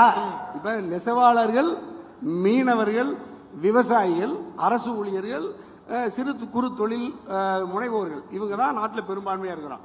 இந்த பெரும்பான்மை மக்களுக்கு நம்முடைய மோடி ஐயா அரசு இந்த நிதிநிலை அறிக்கையில என்ன தந்திருக்குதுன்னு ஐயா சொல்லணும். சூர்யா முதல்ல 20,000 கோடி வந்து PM ஸ்ரீ பள்ளிகளுக்கு கொடுக்க மாட்டேங்குது மோடி அரசு அப்படின்னு தனியரசு அண்ணன் சொன்னார். அது முதல்ல 20,000 கோடி இல்ல 2,000 கோடி. அது என்ன நடந்ததுன்னு சொல்றேன். இந்த ஆண்டு மார்ச் மாசம் நம்ம தமிழக அரசினுடைய சீஃப் செக்ரட்டரி சிவதாஸ் மீனா அவர்கள் மத்திய அரசோடு ஒரு ஒப்பந்தத்தில் கையெழுத்திடுகிறார். என்னன்னா PM ஸ்ரீ பள்ளிகள் தமிழகத்தில் அமைப்பதற்கு தமிழ்நாடு இசைவு தெரிவிக்கின்றது அப்படின்ற ஒரு கையெழுத்து போடுகிறார். அதற்கு அடுத்தது மேற்கொண்டு எடுக்க வேண்டிய நடவடிக்கைகளை தமிழக அரசு எடுப்பதற்கு மறுத்துவிட்டதால் அந்த 2,000 கோடி கொடுக்கப்படவில்லையே தவிர 20,000 கோடி எதுவுமே நிப்பாட்டல. கையெழுத்து போட்டுட்டு ரிப்போர்ட் அனுப்பாதனால பணம் கொடுக்கவில்லை. ரிப்போர்ட் அனுப்புங்க பணம் கொடுக்கிறோம் தான் சொல்றாங்களே தவிர இல்லன்னா சொல்லவே இல்லை. இன்னொரு கருத்து, அந்த ரிப்போர்ட் தான் தேசிய கல்விக் கொள்கை ஏத்துக்கணுங்கிற ரிப்போர்ட், வேற ஒண்ணும் இல்ல. இன்னும் ஒரே ஒரு கருத்து, அதாவது காலை உணவு பள்ளி மாணவர்களுக்கு கொடுக்கறாங்க இல்லையா, அதுவே தேசிய கல்விக் கொள்கையிலிருந்து தான் வருது. அத முதல்ல நம்ம புரிஞ்சுக்கலாம். அதெல்லாம் இப்ப சொன்ன சூர்யா, தேசிய கல்விக் கொள்கை கொண்டு வந்த நீங்க இல்ல தேசிய கல்விக் கொள்கை கொண்டு வந்த நீங்க எந்த மாநிலத்தில் பாஜக ஆளுகிற எந்த மாநிலத்தில் காலை சிற்றுண்டி திட்டம் கொண்டு வந்தீங்கன்னு சொல்லுங்க. அதுக்கப்புறம் எங்க கிட்ட வாங்கினீங்க. நீங்க எங்க கிட்ட இருக்கிற வரி வருவாயை நீங்க வாங்கிக்கிறீங்க. எங்க கிட்ட இருந்து வரி வருவாயை வாங்கிட்டு எங்களுக்கு கொடுக்கும் போது ₹1 26 காசு தான் கொடுக்குறீங்க. இந்த அளவில் நீங்க தந்துட்டு எங்க கிட்ட இருந்து வாங்கிட்டு நீங்க வச்சுட்டு நாட்டையே ஆள்றேன்னு சொல்லாதீங்க. இருங்க, உங்களுக்கு திருப்பி நாங்க கணக்கு சொல்லி தர முடியாது. இல்ல நாங்க சொல்ற கணக்கு எங்களுக்கு இல்ல நாங்க சொல்ற கணக்கு உங்க கணக்கு சொல்ற கணக்கு கேட்டோம். உங்க கணக்கு டிவிசிபிள் பூல்ல இருக்கக்கூடிய இதையும் எடுத்து வந்து கொண்டு வந்து இங்க சேர்ப்பீங்க. செஸ் பணம் யாருக்கு? செஸ் பணத்தையும் எடுத்து வந்து இதே போடுவீங்க. நீங்க வேட் ஜிஎஸ்டியும் நீங்க கொண்டு வந்துருவீங்க. அண்ணன் உட்காந்து வேட் இதுல பிடிக்கிறாங்கன்றாங்க. எக்ஸைஸ் டியூட்டி இந்த வரைக்கும் மத்திய அரசு எதுக்கு வாங்குது? மது விற்பனையில எக்ஸைஸ் டியூட்டி வாங்குறாங்களே. சூர்யா பதில். நிறைய குற்றச்சாட்டுகள் எப்படி பாகுபாடு காட்டப்படுகிறது அப்படின்ற குற்றச்சாட்டு, அதற்கான மறுப்புகள், அதோடு தான் வாதம் நகர்ந்து கொண்டிருக்கிறது. சூர்யா நீங்க சொல்லுங்க. அதாவது எல்லாருக்கும் டைம் கிடைக்குது, ஒரு 2-3 நிமிஷமாச்சும் தொடர்ந்து கொடுத்தா பதில் சொல்லலாம். இப்போ அண்ணன் சொன்னார் தமிழ்நாட்டுக்கு வெறும் 26 பைசா தான் கொடுக்குறாங்க, ₹1 கொடுத்தானே. அது தவறான தகவல். அது உண்மையினே வச்சுக்கிட்டாலும் 2004 2014 வரைக்கும் திமுக காங்கிரஸ் கூட்டணியில் அங்கம் வகிக்கும் போது வெறும் 20 பைசா தானே வந்துட்டு இருந்தது. அப்ப நீங்க ஏன் அதை போய் கேட்கல, இப்ப வந்து ஏன் கேட்கறீங்க அப்படின்றதா முதல் கருத்து. இப்ப மோடி அவர்கள் வந்த உடனே ₹1 கொடுத்துட்டு இருந்த பணத்தை 26 பைசாவா குறைக்கவில்லை. 20 பைசாவா இருந்ததை 26 பைசாவாக ஏற்றி இருக்கிறார். அதுதான் முதல் கருத்து. இரண்டாவது, சுகாதார கட்டமைப்பு ரொம்ப நல்லா இருக்கு தமிழ்நாட்டில். நானும் ஒத்துக்கொள்கிறேன், தமிழ்நாட்டில் இருக்கு, அதுல எந்த மறுப்பும் நான் தெரிவிக்கல. ஆனால் ஒரே ஒரு கேள்வி என்னை கேட்டுக்கொண்டே இருக்கிறது. டெல்லியில அருண்ஜேட்லியோ சுஷ்மா ஸ்வராஜோ நரேந்திர மோடி அவர்களோ இவங்க யாருக்கு உடம்பு சரியில்லைனாலும் அரசாங்க மருத்துவமனையான எய்ம்ஸுக்கு தானே போறாங்க. தமிழ்நாட்டில் கருணாநிதி ஐயாவோ ஸ்டாலின் ஐயாவோ ஜெயலலிதா அம்மாவோ ஒரு அரசு மருத்துவமனைக்கு போனதா இங்க யாச்சும் நீங்க பார்த்திருக்கீங்களா? ஏன் அப்பல்லோ தனியார் மருத்துவமனைக்கே செல்கிறார்கள்? அப்போ தமிழகத்துல சுகாதார கட்டமைப்பை இங்க இருக்கக்கூடிய முதல்வர்களே நம்ப முடியவில்லை என்றால், அவர்களே போவதில்லை என்றால், சாதாரண மக்களுக்கு எப்படி அது நல்ல கட்டமைப்பாக இருக்கும்?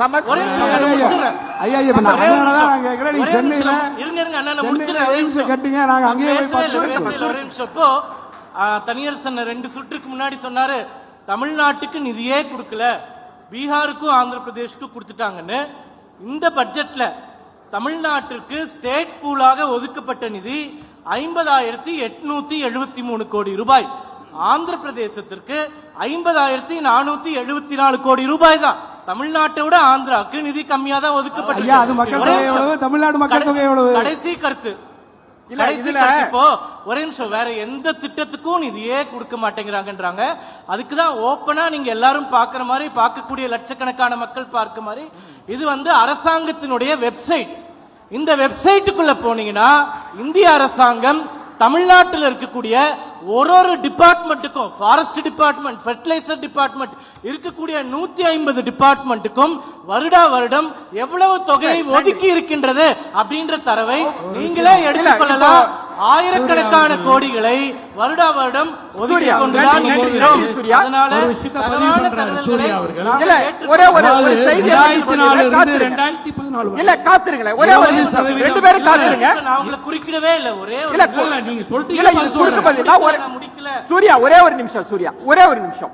நம்ம பார்வையாளர்களுக்கும் செய்திகளை கடத்தணுன்றதுக்காக நம்ம மீண்டும் மீண்டும் டிவிசிவ் பூலை பத்தி பேசிட்டு இருக்கோம். அது சட்டப்படி ஒரு மத்திய அரசு கொடுக்க வேண்டியதுதான். அது எல்லா மாநிலங்களுக்கும் சட்டப்படி அது எந்த ஆட்சியா இருந்தாலும் கொடுக்க வேண்டியது.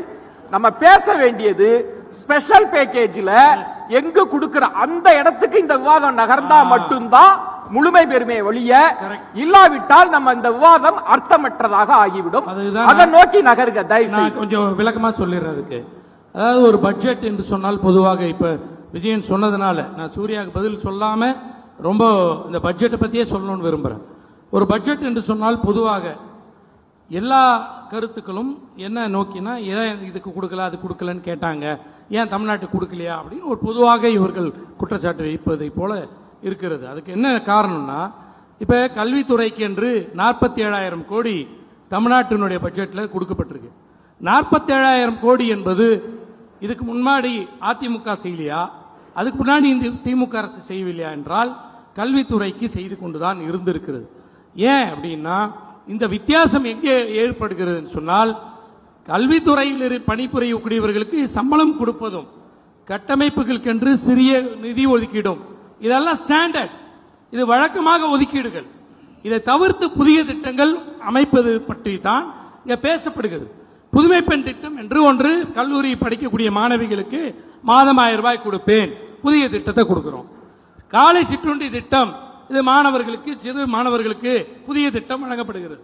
அதே போல இதுவரையில் இல்லாமல் கட்டமைப்புகளுக்காக மட்டுமே 7,500 கோடி இந்த 5 ஆண்டுகளுக்காக பேராசிரியர் அன்பழகனார் பள்ளி மேம்பாட்டு திட்டம். சோ ஒரு பள்ளி கல்வித்துறையில மட்டுமே ஒரு எக்ஸ்ட்ராவான நிதி ஒதுக்கீடு செய்யப்படுகிறது பாருங்க, சிறப்பு திட்டம். அதை பற்றி தான் நாம பேச வரோம். ஆனா இவர் என்ன சொல்றாருன்னா, 2004 இருந்து 2014 வரைக்கும் 20% கொடுத்தாங்க, இப்ப 26%. ஐயா சூர்யா அவர்களே, 2016-17க்கு அப்புறம் தான் நீங்க ஜிஎஸ்டி வரியை கொண்டு வந்து நீங்க வரியெல்லாம் தூக்கிட்டு போயிட்டீங்க. எங்க வரியெல்லாம் எடுத்து போயிட்டு எங்களுக்கு தர வேண்டிய காம்பன்சேஷனை நீங்க தராமல் இருக்கிறீர்கள். அதைத்தான் நாங்கள் மீண்டும் மீண்டும் சுட்டி காட்டுகிறோம்.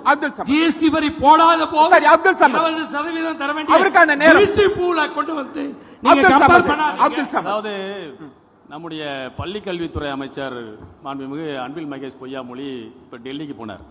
தர்மேந்திர பிரதானை சந்தித்து இங்க கொடுக்க வேண்டிய நிதியை கொடுப்பதற்காக கேட்க போனார். அப்ப அவர் வந்து ஒரே வார்த்தை தெளிவா சொல்றாரு, தேசிய கல்விக் கொள்கையில கையெழுத்து போட்டாதான் நாங்க நிதி தர முடியும்னு சொல்லி. தேசிய கல்விக் கொள்கை என்ன சொல்லுது?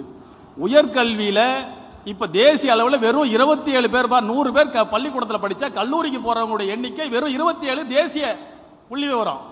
தமிழ்நாட்டில் 51.4 பேர் இன்றைக்கு உயர்கல்வி கற்றுக்கிறாங்க. ஆனால் தேசிய கல்விக் கொள்கையினுடைய இலக்கு 2050 தான் 50% எட்ட போறாங்களாம். நாங்க 2019 அதை எட்டிட்டோம். நாங்க எதற்கு இந்த தேசிய கல்விக் கொள்கையை பின்பற்ற வேண்டும் என்ற கேள்வி கேட்கிறோம். அது மட்டும் இல்ல, தேசிய கல்விக் கொள்கையை கொண்டு வந்து இந்திய திணிப்பீர்கள், அதை நாங்க ஏற்றுக்கொள்ளணுமா? தேசிய கல்விக் கொள்கையை கொண்டு வந்து 3ஆம் வகுப்புக்கு பொது தேர்வு வச்சு எங்க பிள்ளைங்களை ஃபெயில் ஆக்கி பள்ளிகளை இடைநிற்றல் நிக்க வைங்க, கல்வி கிடைக்காம பண்ணுவீங்க, அதை நாங்க ஏற்றுக்கொள்ளணுமா? சமூக நீதிக்கு சவக்கூலி வைக்கிறீங்க, அதை நாங்க ஏற்றுக்கொள்ளணுமா? அப்ப இந்த தேசிய கல்விக் கொள்கை என்ற பெயரால் இந்த நாட்டில் மீண்டும் ஒரு குலக்கல்வி திட்டத்தை கொண்டு வர நீங்க திட்டமிட்டால் அதை எதிர்க்கக்கூடியவர்களாகத்தான் தமிழ்நாட்டு மக்கள் இருப்பார்களே தவிர ஒரு காலத்திலும் இந்த தேசிய கல்விக் கொள்கையை நாங்கள் ஏற்க மாட்டோம். மீண்டும் ஒரு மாநிலம் புறக்கணிக்கப்பட்டு விட்டது என்ற தோற்றத்தை ஏற்படுத்த தயவு செய்து முயற்சி பண்ணாதீங்க.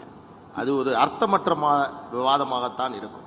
காரணம், நம்ம வீட்டில் 4 குழந்தை இருந்துச்சுன்னா, ஒரு குழந்தை ரொம்ப நோஞ்சானா இருந்துச்சுன்னா அதுக்கு கொஞ்சம் கூடுதலாக தான் சாப்பாடு கொடுப்பாங்க அம்மா.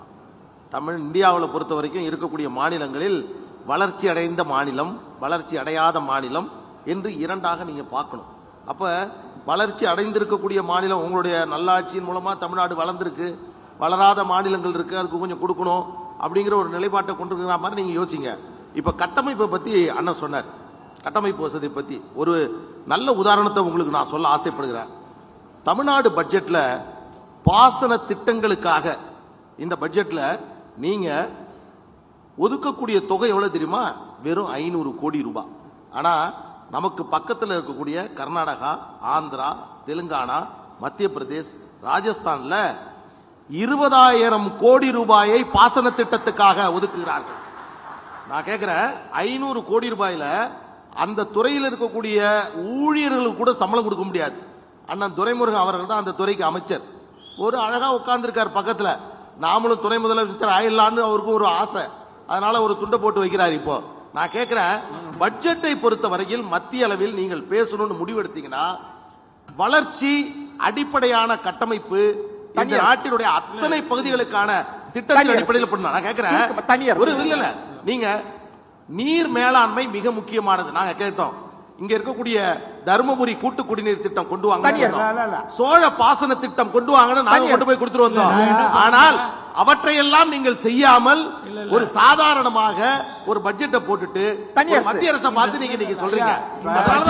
இந்த பட்ஜெட்டை குறை சொல்றது சாதாரண வந்து ஒரு விஷயம் சொல்லிடுறேன். இப்ப நீங்க வருத்தமான நேரடியா ஒரு கேள்வி. இல்ல அண்ணனுக்கு ஒரே ஒரு வார்த்தை. நேரடியா இந்த பட்ஜெட் வந்த அன்னைக்கு ஒருத்தர் விமர்சித்து பேசினார். அது முதலமைச்சர் இல்ல, எதிர்கட்சி தலைவர்.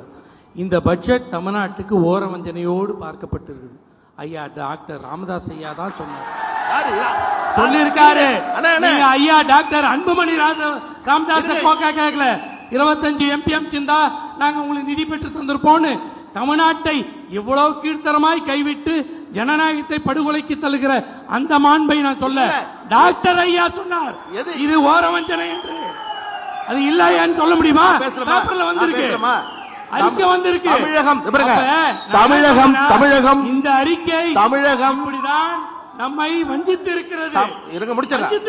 தமிழகம் கோதாவரி காவிரி இணைப்பு திட்டம் இடம்பெறாதது ஏமாற்றம் அளிக்கிறது என்று சொன்ன கட்சி தான் பாட்டாளி மக்கள் கட்சி. நாங்க இல்லைன்னு சொல்லல. ஆனால் அதே வேளையில் தவறான ஒரு பிம்பத்தை கட்டமைக்காதீர்கள் என்று சொன்ன இயக்கம் பாட்டாளி மக்கள் கட்சி. அதை நீங்க புரிஞ்சுங்க. இருக்கக்கூடிய இரிகேஷன் 6,500 கோடி ரூபாய் தமிழ்நாட்டுக்கு ரயில்வேக்கு வந்த திட்டம் சொல்றேன் 2004 பாட்டாளி மக்கள் கட்சியுடைய ஏவா வேலு அவர்கள் அமைச்சராக இருந்தபோது கொண்டு வரப்பட்ட திட்டம். அதற்கு அடுத்த 5 ஆண்டு நாங்கள் இல்லாத ஆட்சியில் இருந்த 1 கோடி ரூபாய் அவங்களால திட்டம் கொண்டு வர முடியுது.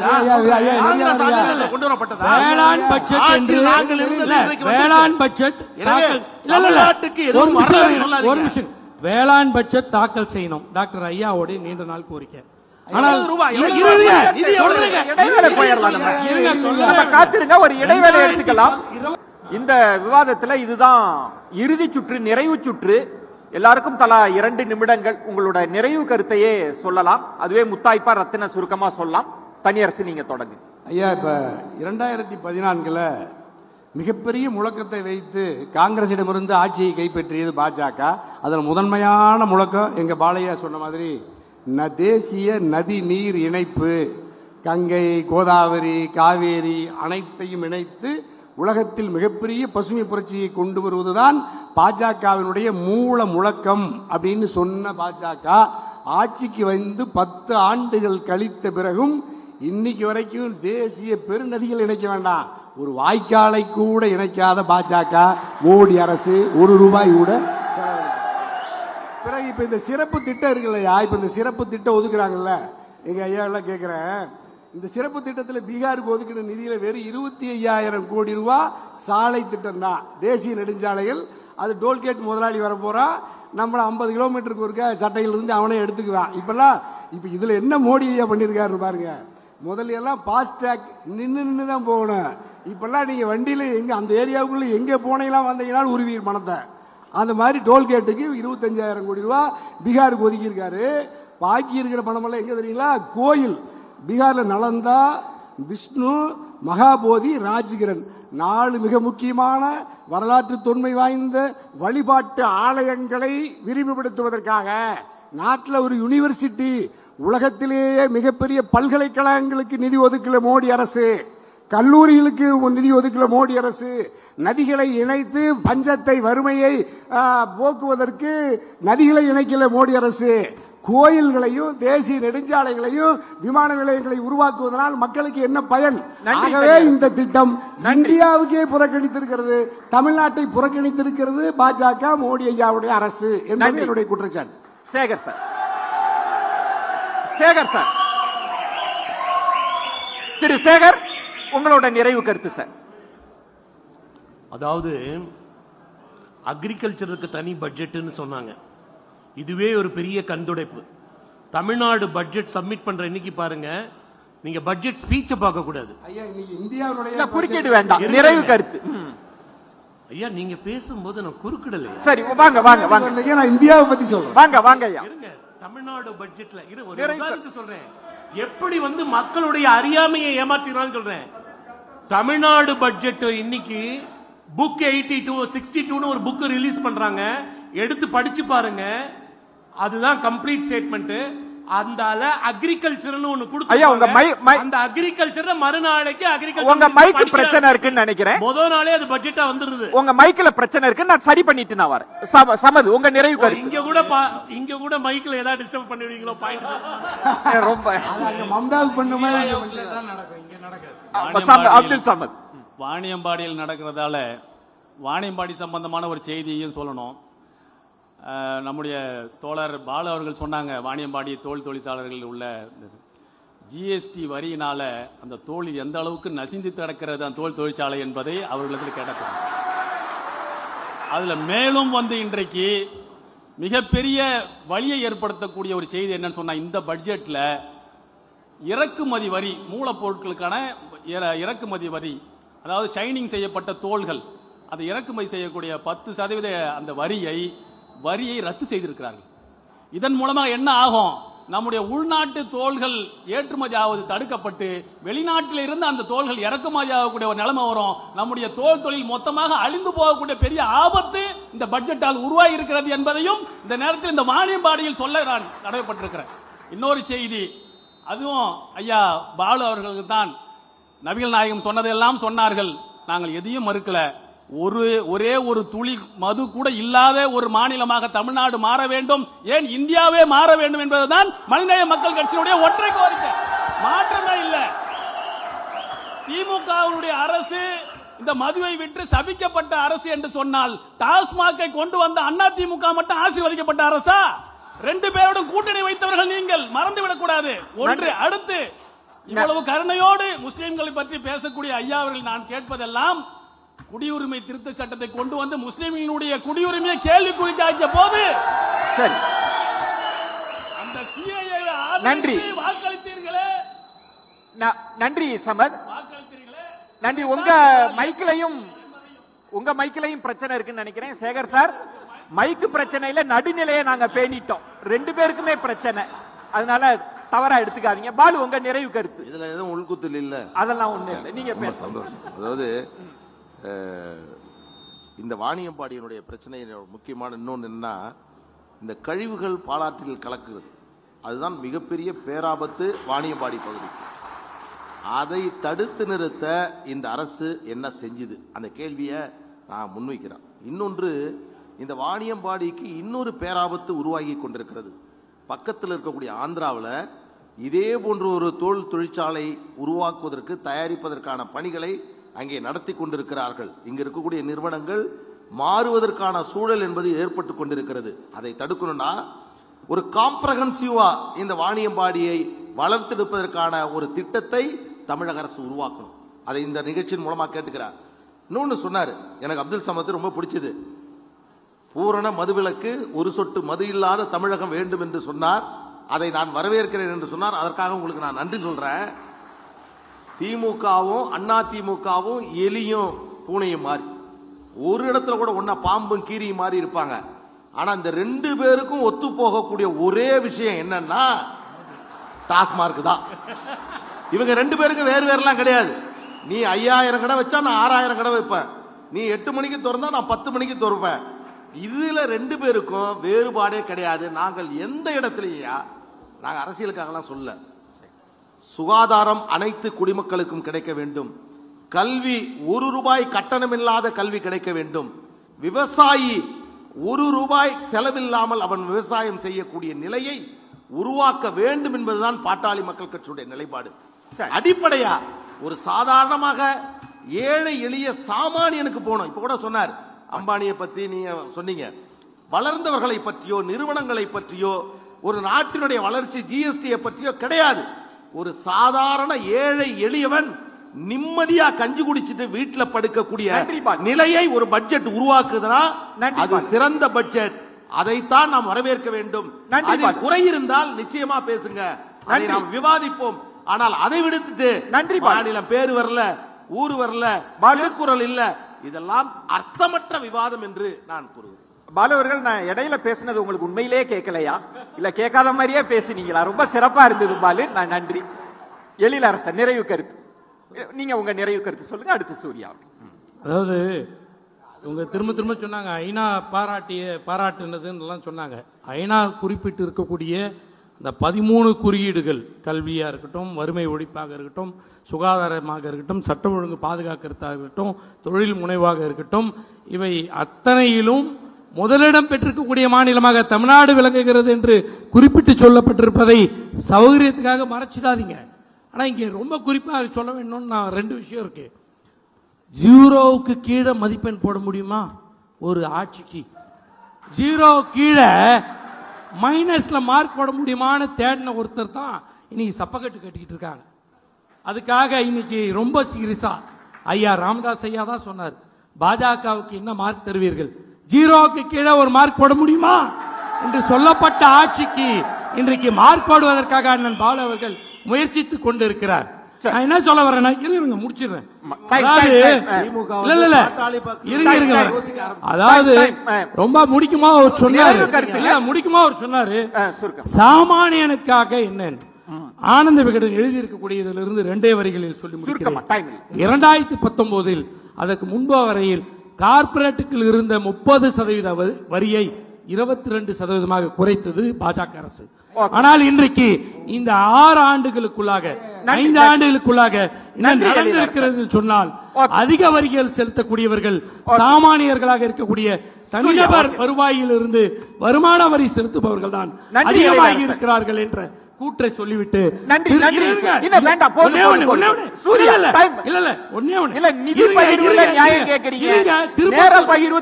திருப்பத்தூர் பற்றி சொல்றேன். திருப்பத்தூர் பற்றி ஒரு வரி, ஒரு பெயர் திருப்பத்தூர் என்று பட்ஜெட்டில் வந்திருந்தால் சொல்லிருங்க. 42வது பக்கத்தில் நாட்ராம்பள்ளியில் சென்டர் ஆஃப் எக்ஸலன்ஸ் ஐடி அமைக்கப்படும் என்று குறிப்பிடப்பட்டிருக்கிறது. இந்த பட்ஜெட்டில் என்ன செய்ய போறாங்க? எழிலரசன் அவங்களுக்கான நேரத்தை நம்ம கொடுத்தரணும், அதுதான் நியாயமானது. சூர்யா அவர் பேசட்டும். அதே மாதிரி மத்திய பட்ஜெட்ல சென்னை என்ற பெயரும் குறிப்பிடப்பட்டுள்ளது. சென்னை தமிழ்நாட்டில் தான் இருக்கு அப்படின்றதும் நீங்க புரிஞ்சுக்கணும். அப்துல் சமத் ஐயா தெரியாம ஒரு விஷயத்த சொல்லிட்டாரு, என்ன ஆனாலும் புதிய கல்விக் கொள்கையை தமிழகத்துல உள்ளேயே விடமாட்டோம் அப்படின்னு. ஆனா புதிய கல்விக் கொள்கையை தமிழகத்துல 3 ஆண்டுகளா அமல்படுத்திட்டு இருக்கிறது யாருன்னு பாத்தீங்கன்னா, முதல்வருடைய குடும்பம் நடத்தக்கூடிய பள்ளிக்கூடத்துல சிபிஎஸ்இ ஸ்கூல்ல எல்லாமே புதிய கல்விக் கொள்கை அமல்படுத்தப்பட்டிருக்கின்றது. திமுக தலைவர்கள் 70 பேர், நான் குறுக்கிடல, திமுக தலைவர்கள் 70 தலைவர்கள் சிபிஎஸ்இ பள்ளிகளை நடத்தி கொண்டிருக்கிறார்கள். அனைத்து பள்ளிகளிலும் புதிய கல்விக் கொள்கை தான் தமிழகத்தில் அமலில் இருக்கின்றது.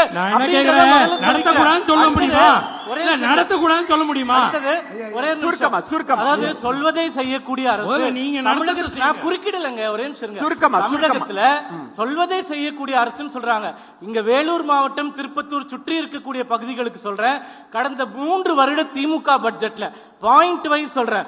2022-23 பட்ஜெட்ல பாயிண்ட் நம்பர் 142, 2023-24 பாயிண்ட் நம்பர் 122, 2024-25 பட்ஜெட்ல பாயிண்ட் நம்பர் 112. ஒரே நிமிஷம், மூன்றுமே என்ன சொல்லுது என்றால், வேலூரில் தொழிற்பூங்காக்கள் நன்றி, நன்றி, அமைக்கப்பட்டு சூர்யா. 50,000 கோடி ரூபாய் முதலீடு கொண்டு நன்றி, வந்து நன்றி, நன்றி. 1 லட்சம் பேருக்கு வேலை கொடுப்போம் சொல்லியிருக்காங்க. மிக்க 1 நன்றி. கோடி ரூபாயாச்சும் வந்திருக்காங்க. சரி. நீங்க பதில் சொல்லுங்க. நன்றி, நன்றி. உங்களுக்கு சொல்வதே நன்றி. செய்யாத அரசா? ஒரு சொல்வதே ஐயா, செய்யாத சூர்யா. அரசா அப்படிங்கிறது நன்றி. உங்களுக்கு முடிவாக இறுதியாக தெரியும் அப்படின்றது. நன்றி, நன்றி. ஒரு வேலை வாய்ப்பு ஐயா, உருவாக்காத இருங்க, பாஜக இருங்க. அரசு இன்னைக்கு வந்து இல்ல, எங்களை இல்ல. பத்தி பேச இல்ல, இல்ல.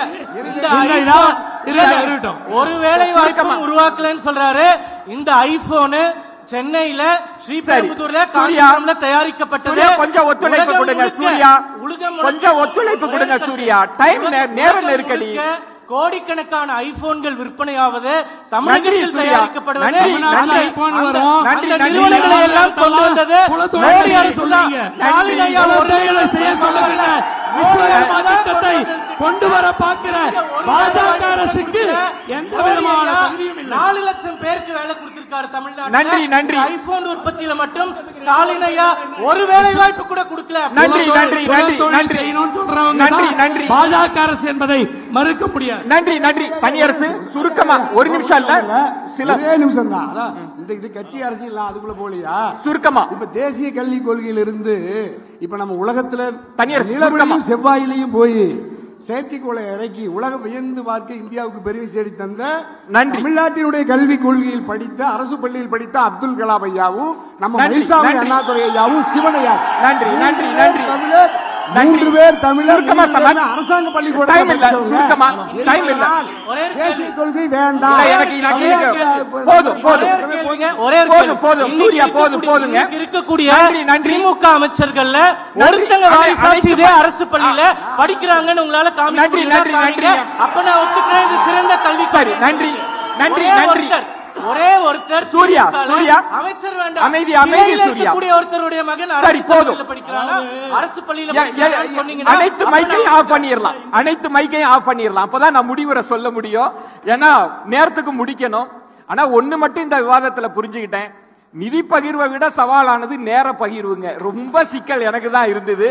ஆனாலும் சிறப்பு விருந்தினர்கள் மிக சிறப்பாக வாதங்களை எடுத்து வச்சாங்க. ஒரு பலத்த கரவொலிகள் கொடுக்கணும் அவங்களுக்கு. மிக சிறப்பான வாதங்கள். அடுத்து வாணியம்பாடி மக்கள் ரொம்ப அரங்கு நிறைந்த கூட்டமாக இருந்தது. ஆனாலும் கண்ணியமும் கட்டுப்பாடையும் காத்ததுல ரொம்ப மிகச்சிறந்த பார்வையாளரா இருந்தீங்க. உங்களுக்கு மீண்டும் ஒரு முறை நன்றி கூறி மற்றொரு நிகழ்ச்சியில் சந்திக்கிறேன். மீண்டும் ஒரு பலத்த கரவொலிகளோடும் நன்றிகளோடும் விடைபெறலாம். நன்றி, வணக்கம்.